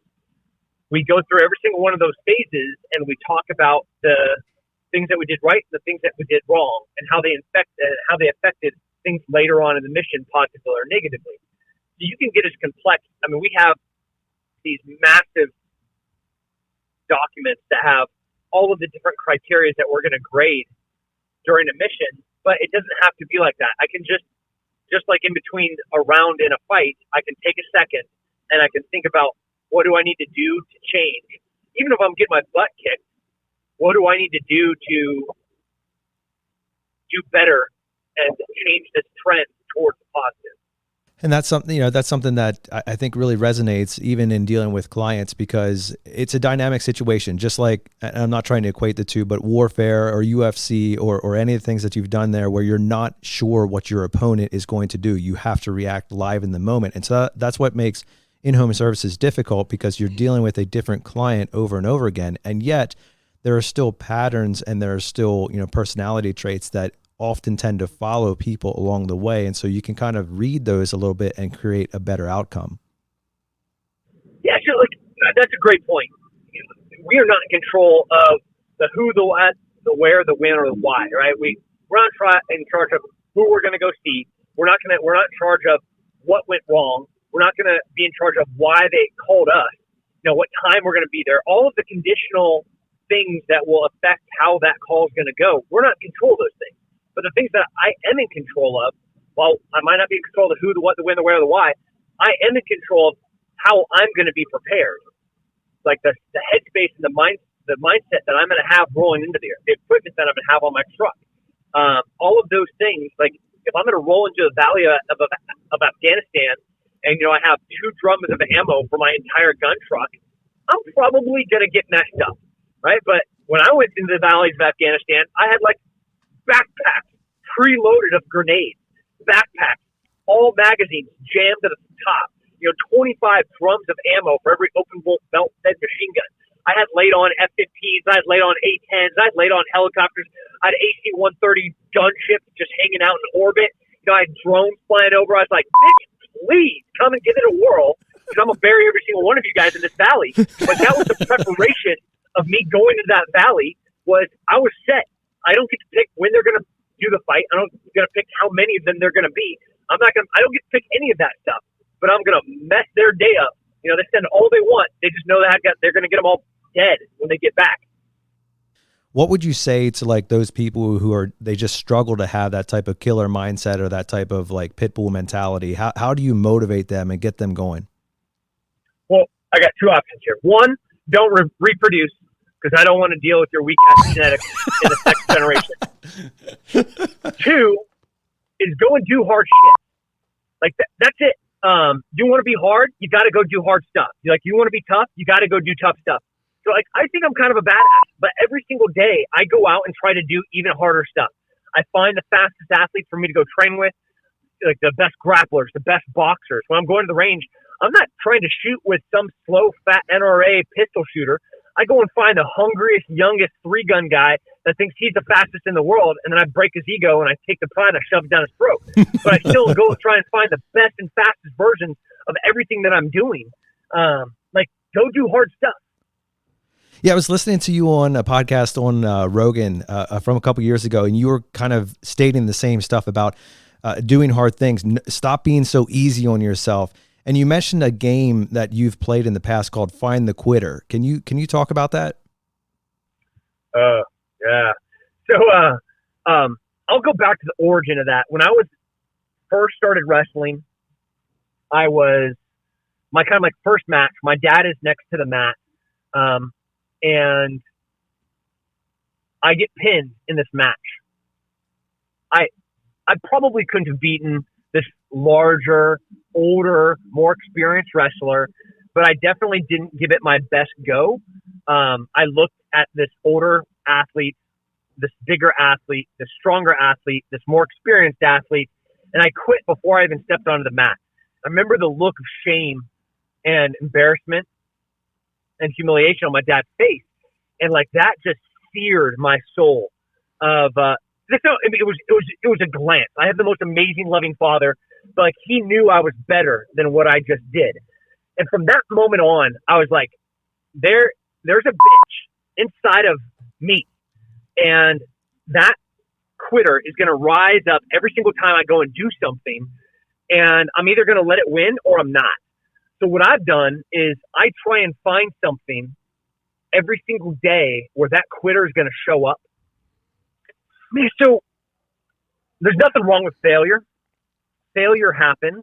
Anybody that's good at anything, anybody that has the balls to step up and try and do something, that's you're gonna fail eventually. You're gonna make mistakes, and I will even say there's nothing wrong with you rushing to failure. You trying so hard, like the same adages of the metaphors of how many times did Michael Jordan or Magic Johnson miss that 3-point shot on the buzzer?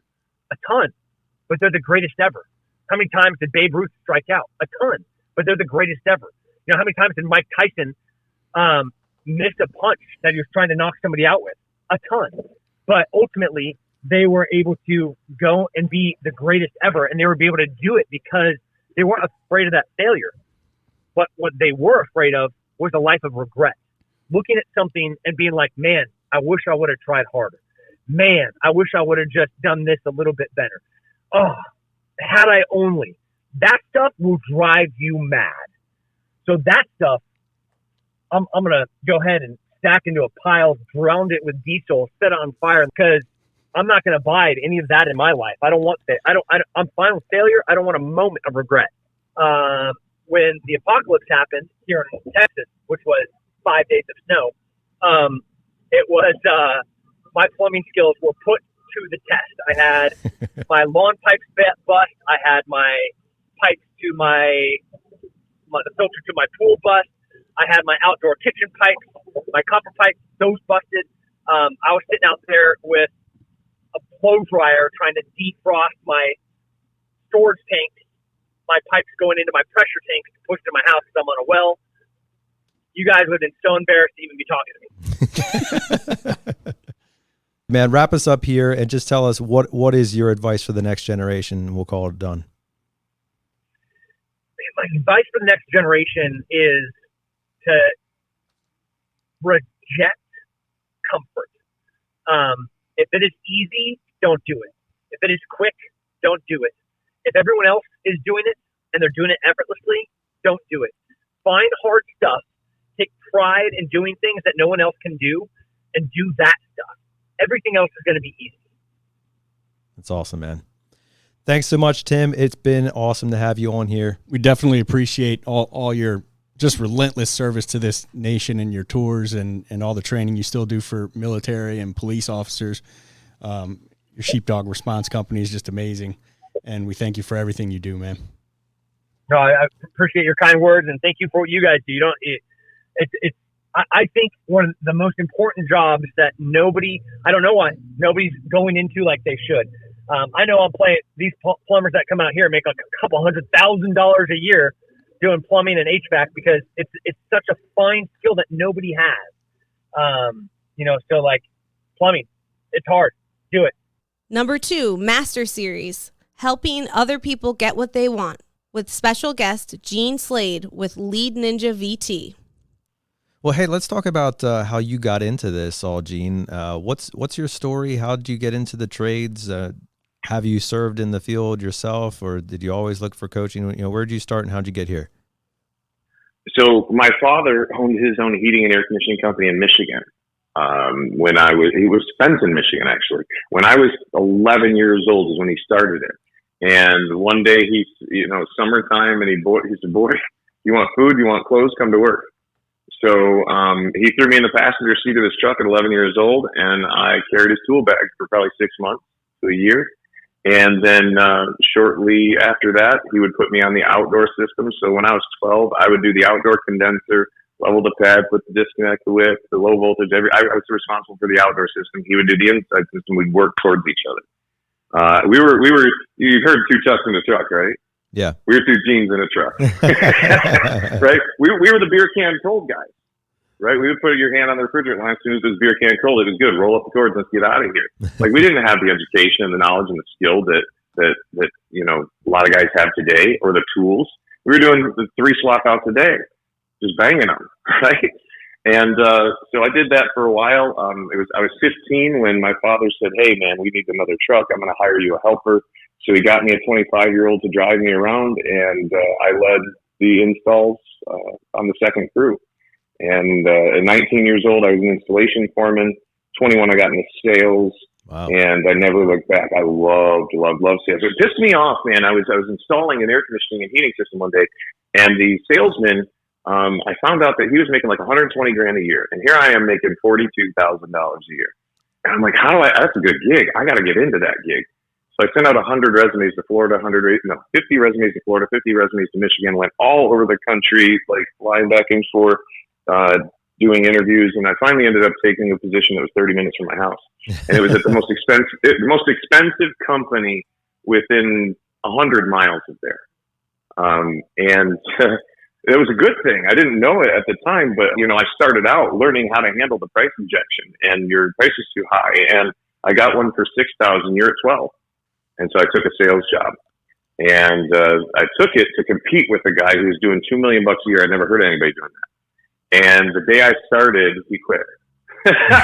So I come down here to compete with this dude, and now I'm the top guy there. So 6 months later, that guy ended up recruiting me to come up to Tampa and help him build the organization that he'd already started building up there for somebody else.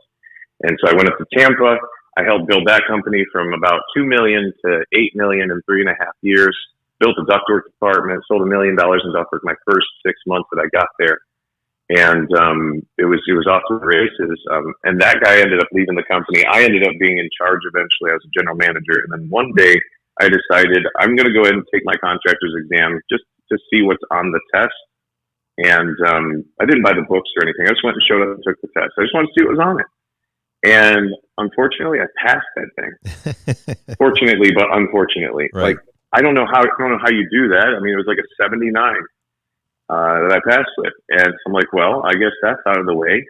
I still wasn't ready to start my own company because I just had a baby boy, and he was 4 weeks old.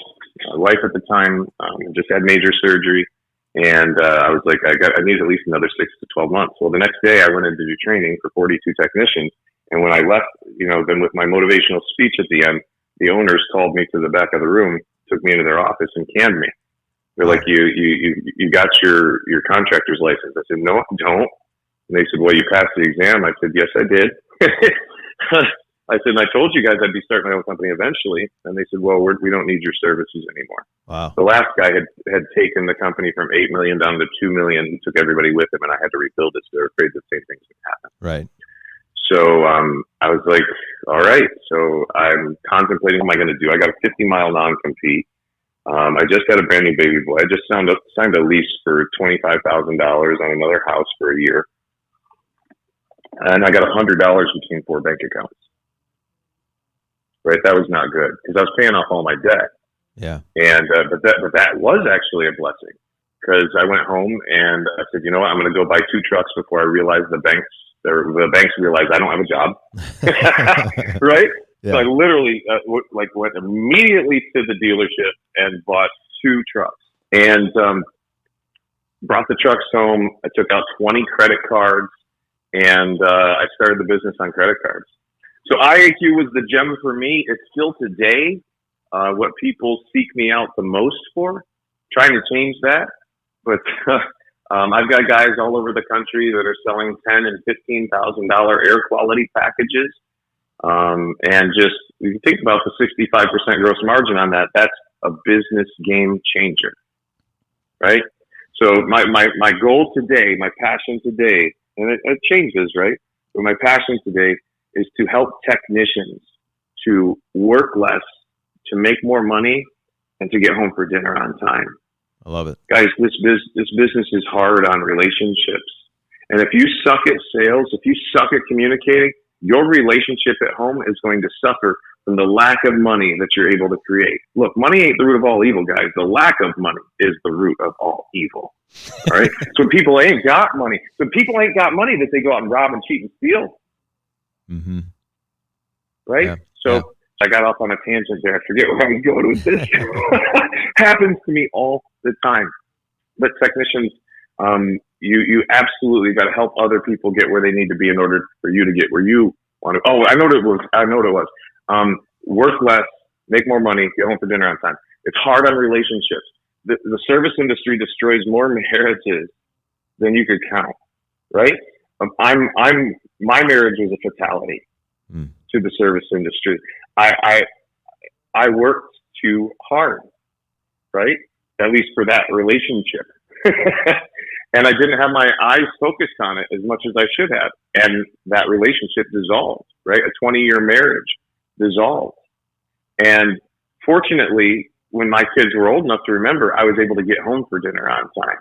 But I'll tell you what, the first 7-8 years of my oldest life, I mean, I was traveling, I was running around, I was building a business.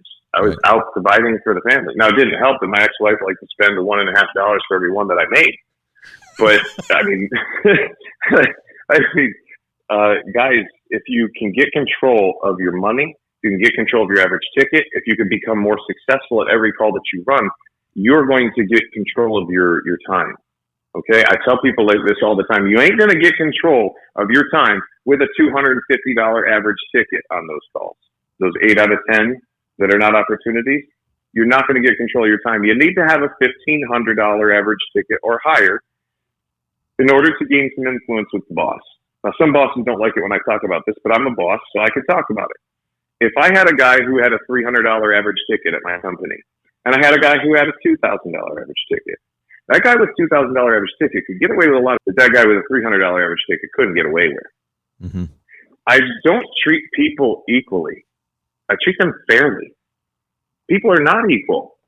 I'm sorry your daddy and your mommy told you you're special and that you're equal and the same as everybody else. That ain't the truth. Not everybody puts the same amount of effort in. Say it all ain't right? so. Seriously, I'm sorry for the snowflake generation out there. You got to put in the work. You don't realize what your clients are dealing with because you're not there every day. And if I have those problems as a client, and you come into my house and you don't say something, if you don't put it on the table, if you don't stick your neck out for me, are you doing something for me or to me? This goes back to helping people get what they want. I love it, man. And they'll help you get what you want. So I love if you can help anybody get what they want.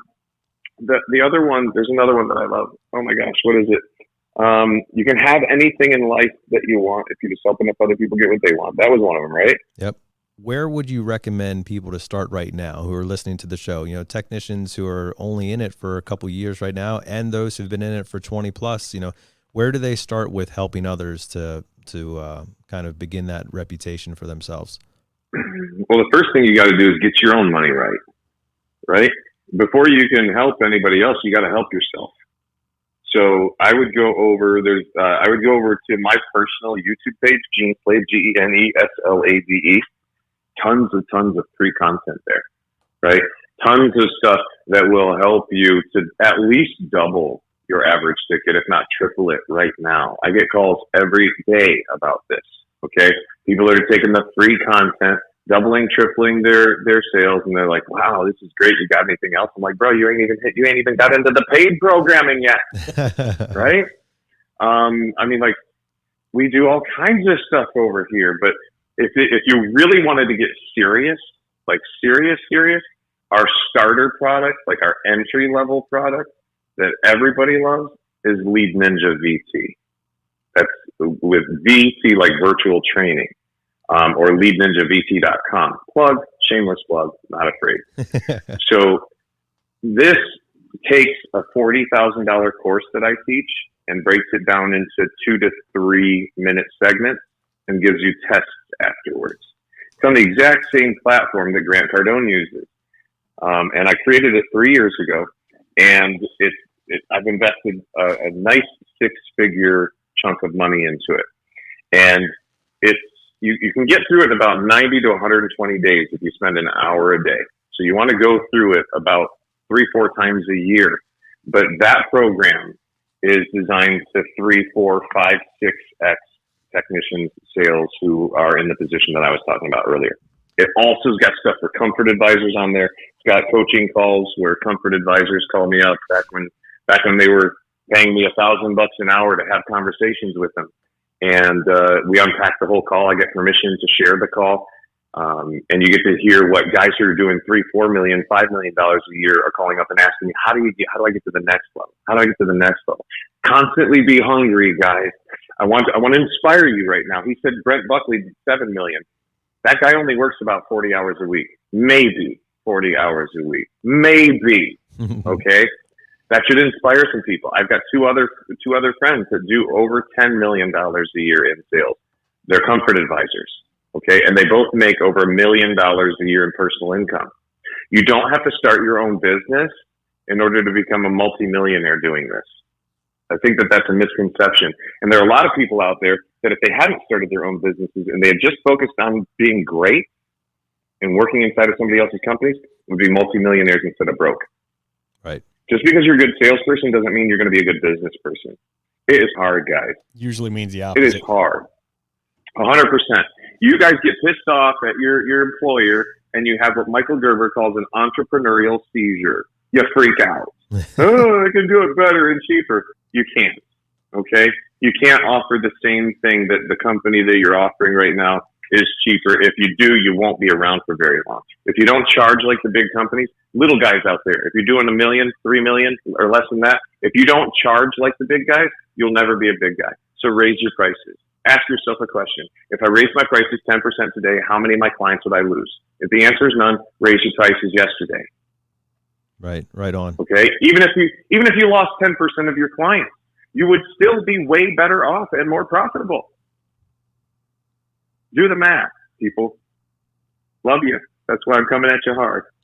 So you want a shortcut getting to the top?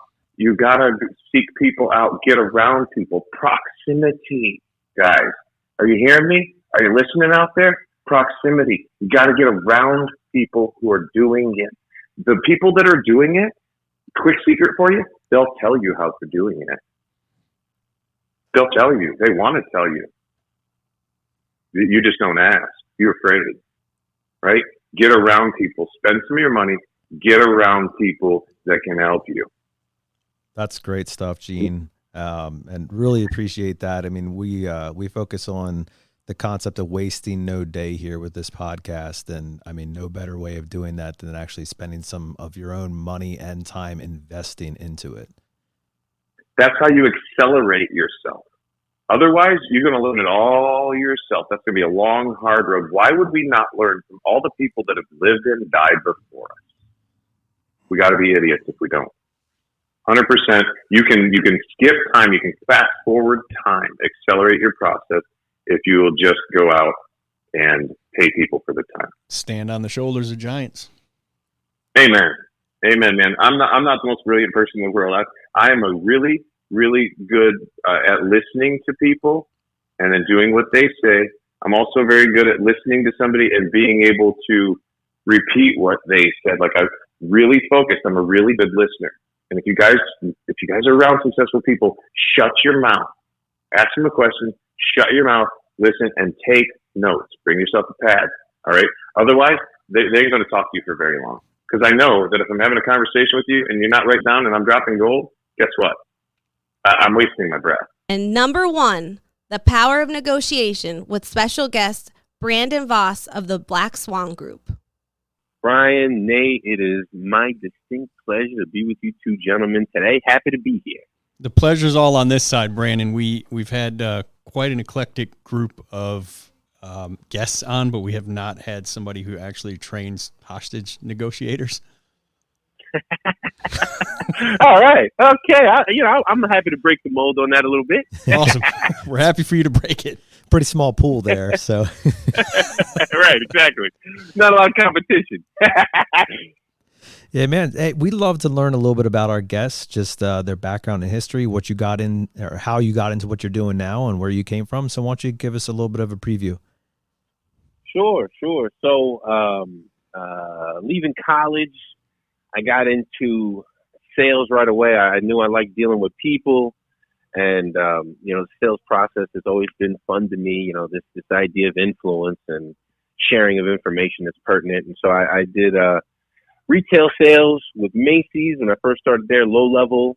I was in the men's shoe department at Montgomery County Mall in Maryland, and I actually really enjoyed that job. And then I did business-to-business software and technology sales for Verizon. And when I started at the bottom of that totem pole, I had a territory in Northern Virginia that I was working every day, on foot, outside in the heat in a suit, going door to door, getting past no solicitation signs and things like that. And those, cutting my teeth in those two places early on. There's experiences that I got there that I wouldn't trade for anything. But probably what I'm most proud of, my first business that I started when I was 14, detailing motor yachts in the DC area at the waterfront. Learned a lot doing that. Had a crew of 5 that worked with me, and there's experiences I gained there from the people I met and who I got to network with that I wouldn't trade that for anything. Awesome. Well, our podcast is dedicated to the home services, so we're dealing with plumbers, HVAC techs, and electricians on a daily basis, and they in turn are dealing with homeowners. And this is in-home services. So we're not over-the-counter sales or any of that type of stuff. We are literally in somebody's house looking at a problem, a situation that is most likely going wrong, or sometimes we're there to do maintenance and just preventative types of things. And so maybe nothing is going wrong, but we want to talk about what could go wrong. And so there's many points of conversation and in turn negotiations that come about simply in our line of business. So we are super excited to dive into that topic with you. Yeah, no, I am as well. And I will admit, you guys, I'm not telling you something you guys don't already know, but it's such a unique space that you guys are in, because in a homeowner's mind, you fall into the category of general contractor, right? Which is just like a step or two above a used car salesman. And no matter how decent of a human being you are and how much you genuinely want to help the people you work with, no matter what, you still got to deal with the hurdle of being seen as a cutthroat general contractor at some level. And that in itself is that's an obstacle that not many people have to see at the negotiation table before they've even opened their mouth up, and you guys got to deal with that hurdle every day. So I think it's very interesting that you guys are in. That's actually true on two fronts. You have, in one way, you sit down and you present your estimate or what have you, and then they're immediately thinking, how can I find a cheaper estimate, or how can I get him to cut all the profit out of his estimate? And then on the other hand, you have, maybe we just show up for, say, a toilet that's clogged and we unclog that toilet, but our techs are certainly trained to look around and make sure everything else in the house is in good shape. So if I find you have, we got the toilet working, but you have really hard water, I might talk to you about potentially installing a water softener. We can get all this scum off your shower doors and make your dishes clear and your hair, mama's hair softer and the clothes softer, use less soap and make your appliances last longer. But inevitably down that road, you have, okay, you're just supposed to fix my toilet, and now you want to, use car salesman. Now you're gouging me. Yep, now you're exactly. gouging. I had a toilet problem. Now all of a sudden I got a hardened water problem because you showed up. Like, what's going on here?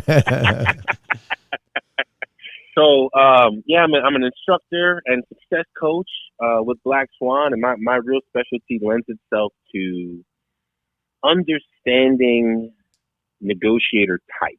And another way to put that is how certain human beings naturally react to conflict, right? What is the default mode that a person will retreat to as a result of a conflicting situation, right? And then how does that inform you as a influencer if you're dealing with this person? I say a lot of it lends itself to that. And of course, consistent content development on behalf of Black Swan and this tactical empathy approach that we do. But I love the negotiator types. It's something I could talk about that for a week. Well, we'll be here for a week if you will. So, right. Yeah, and I think you just used the term there, tactical empathy. Is that right? Yeah. Yes. Yep. Tactical empathy. So describe that for us. What is that? Sure. So in a nutshell, the definition of tactical empathy is the calibrated application of emotional intelligence. And if you want to add a little bit to that, through the use of active listening, but I personally do not like the term active listening. So this calibrated application of emotional intelligence, and it really boils down to not only being completely in tune with someone else's perspective, which is a hard thing to do. Tactical empathy is not easy, but to be completely in tune with someone else's perspective and then being able to describe it for them. That's really what this calibrated application of emotional intelligence is about. Emotional intelligence is all predicated on being acutely aware of how someone has come to a decision based on the way that their emotional mixture is made up. Right? It's like a reverse engineer, right? You want it for $100, but can I reverse it, engineer it all the way back to the emotions that were caused when you were 10 years old that have led you to here now where you want $100 to get your toilet unclogged as opposed to $150, right? It literally goes back that far. And so being able to get in touch with it and then verbally describe it, that's the second piece that's really hard, right? You want $100 for this because when you were 10 years old, you learned from your grandfather that never take a contractor at the first price they give you, right? Or whatever it is, right? Whatever cliche or emotional piece that comes with that their grandfather taught them that they'll always remember, right? And that's actually what allows us to gain, for lack of a better term, leverage through the course of influence and through the communication process. This is one of the probably the most difficult parts in the use of the tactical empathy is the very beginning. And so whenever we come into a negotiation, we assume that we are starting from zero. Everybody's on even playing fields, right? Like we haven't talked before. You know what we do. We know what you do. You're the homeowner that's supposed to pay us, and we're the guys that are coming in to fix the problem. We're all on even playing ground, and then we start from here. That notion is actually false. And communicating from a place of we are starting at zero is one of the first problems, especially who you are and the reason that you guys came into the home in the first place. You are actually starting in the negative. And the reason I say that is because all the emotions towards you from the homeowners are probably bad. Absolutely. And to assume that they're good actually puts us behind the eight ball. And so you come in assuming that their feelings towards you are all bad, and you make it a point to address all of those negatives up front. And so something to the tune of, I'd imagine you guys hate having strangers come in your house fixing problems that you shouldn't have in the first place. You know, I'm sure you get sick of having to deal with contractors, and you're probably worried about what we might want to upsell you on before we leave. right? All that stuff is in their head before you even come in the door. And if we don't address it immediately, we're the ones who look like the idiot. Because in the homeowner's mind, it's like, how could you not see that we don't like general contractors? How could you not see how much of a pain it is for us to have you guys here on a Saturday when we should be relaxing, watching Netflix in our air conditioning, but instead I'm talking to you and watching you bent over in front of my HVAC, machine, getting the things fixed when I should be watching TV with my wife, right? Especially, right? All that's in their mind. Yeah. Especially when we're the one who fixed it a month ago or something like that. These things happen. Yeah. Exactly. Then you're really starting from the negative. If there's been another representative from your entity that they saw in the last 30 days, right? You guys know that stuff's coming. And that's where influence really starts. And you can verbalize the understanding of how it makes that homeowner feel before you even came through the doorway. Is this what you and Chris and Derek call the accusation audit? This is one of the places where the accusations audit would fit. Nice catch. That's exactly right. This is one of the places where the accusations audit would fit. And so to define it for our listeners here a little bit, the accusations audit is a verbalization of all the negative accusations that your counterpart has against you from the very beginning, right? Things that you haven't necessarily caused, but they're already in existence. Just some preconceived notions floating around in their head. Preconceived notions is a really good way to put it. We really like the term accusations specifically because everybody knows what an audit is and everybody knows what an accusation is.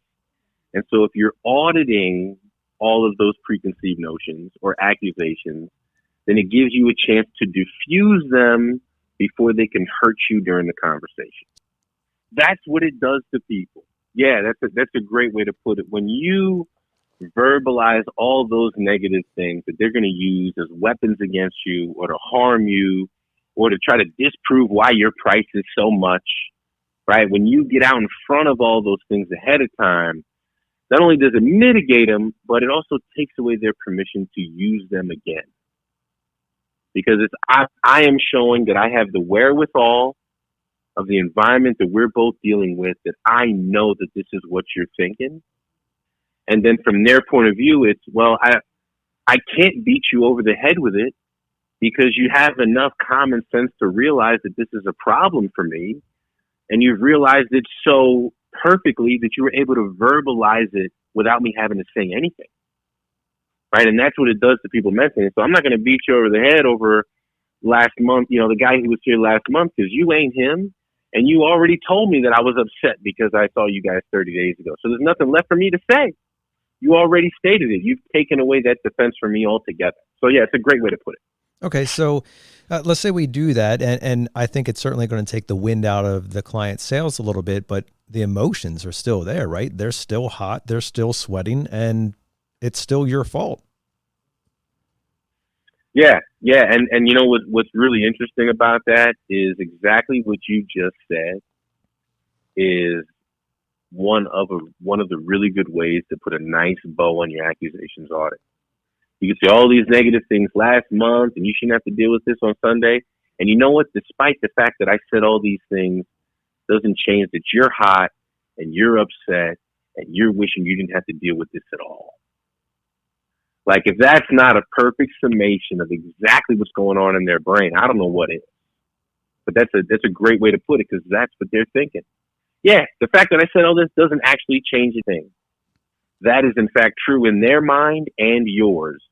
And it's much easier to respect your position when you have the ability to state it instead of acting like it isn't true. But everyone actually wants to be back to normal, right? It's hard to maintain anger, and it's just draining on your energy. To your point about if you can be the person that facilitates them getting back to normal, which is where they want to be anyway, it's much easier to trust you. It's one of those really, really kind of subtle things about what it takes to actually build trust and understanding with another human being. It doesn't start with common experiences. It starts with your ability to help me get through. It starts with your ability to help me think this through and then actually see what I'm looking at. just because we have common experiences doesn't actually matter, right? Like me and Hitler might have common experiences, doesn't mean we're ever going to get along, right? For obvious reasons. We all have two legs, so. Yeah, exactly right. Everybody's got two legs, exactly right. But if you can help me facilitate my thought process, it's like, oh, you know what? I can trust this guy because you didn't hit me with a bunch of data that I couldn't use. You didn't try to explain to me why this was a good idea and try to convince me of something different from what I would have been considering anyway. You just simply helped me think it through without any pushback, without disregard for my situation. If anything, you indicated a tremendous regard for my situation because you can verbalize how upset I've been all week because I've had a broken air conditioner. Just that in itself shows a tremendous amount of prowess on your part as a communicator and genuine respect for what I'm dealing with. So let's talk about, you guys your team trains on the 3 negotiator types. And I was wondering if, and hoping certainly, that those 3 negotiator types would carry over to just, sitting across the kitchen table from a couple who's deciding on a certain package of HVAC system or water heater or, electrical panel or generator.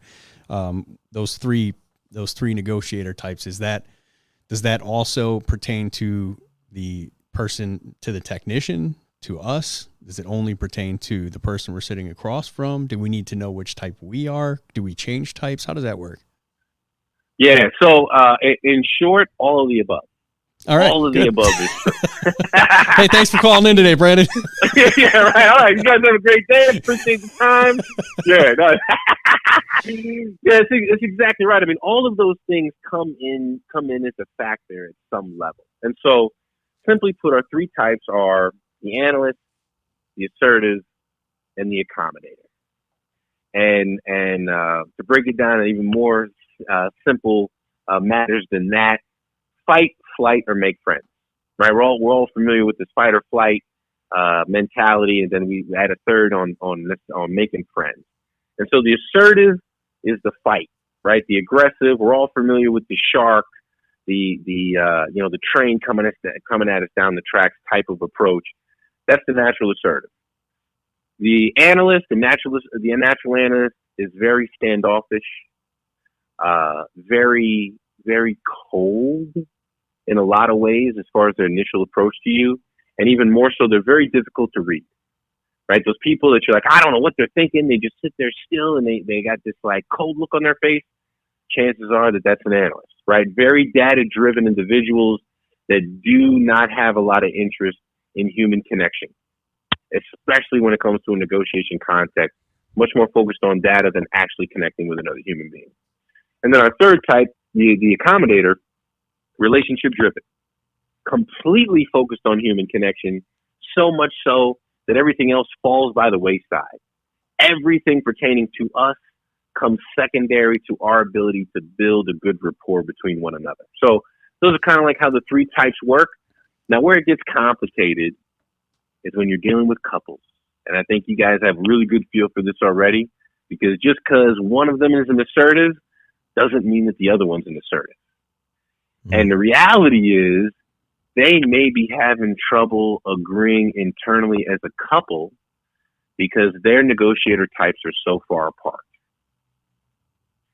And that's when the real prowess as a negotiator comes into play, is because the facilitation of their ability as a team to make decisions is where the influence actually starts.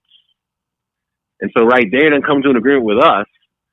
But the actual, the root cause of this is they don't function well as a team. Like making decisions as a couple, they don't actually do that well.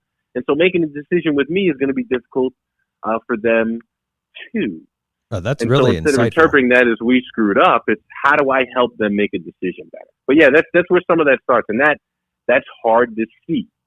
But that is in fact very true. We've all run into married couples and it's like, man, I wish they communicated better. You're right. Yeah. We've all seen that. And some of us have experience. Now, Brandon, you out of those 3 there, the 3 types, so the analyst, the assertive, and the accommodator, which one is the one that most people trip up on?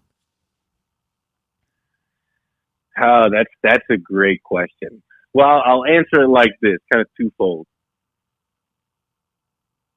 People are most worried about dealing with the assertive, the aggressive, cutthroat, get the money out of your pocket negotiator. Right. To your question, though, people get most tripped up on the analyst or the accommodator. And again, which one they get tripped up on is based on what their natural type is. So depending on their natural type is going to dictate which one. The technician. Yeah. Yeah. Okay. Okay. So, so for example, an accommodator is someone that enjoys building a relationship. They enjoy playful banter. You know, they like the constant back and forth. Now, the analyst is someone that actually enjoys silence. They're data driven and they have no interest in building a human connection. Those two get at odds with one another a lot because an analyst will go silent on an accommodator because the analyst simply needs to think. Right. It's like, oh, you gave me something to consider. I'm going to sit here and I'm going to think about it. Give me a second to think. Now, the interpretation of that silence from the accommodator is, oh my God, I did something wrong because now they're no longer talking to me. I presented them with something of great value and now they're just staring at me because I must have screwed up. Let me jump in and keep talking because clearly I need to fix whatever I just broke. Mm. And it's easy to get at odds because an accommodator will only use silence to send someone a negative message, right? I like to build relationships as an accommodator. I'm only going to go silent on you if I find our interactions completely fruitless and there is no point in me building a human connection with you. And that's really hard. That's a really hard place for me to get to. But I'll only use silence in that instance. An analyst is going to use silence every 30 seconds. They're going to want to go silent on you in a verbal conversation because they have to think. And those two types will get at odds and get tripped up over one another because of the misinterpretation of the exact same moment. Right. Simply because we mentioned it in the accusations audit, it takes the power away. That's one of the really counterintuitive things about tactical empathy is we always worry about making a negative issue worse by verbalizing a negative issue. And that's not actually how the human brain interprets that emotionally. Negative issues get worse in one of two instances. When they're completely ignored, hence the whole addressing the elephant in the room, why that's such a big deal. Because when they're ignored, it's like, I can't believe, how could you not see this, right? I'm wasting my time. That exacerbates them. And the other thing that exacerbates them is when they're denied. And the natural tendency when we address negatives in our world is to deny them. Look, I don't want you to think that we're going on a witch hunt. That's a denial. Versus you are going to feel like we have gone on a witch hunt. That is directly addressing it. And so it's a very small tweak, but it makes all the difference in the world. Say, going back, Richard Nixon, I am not a crook.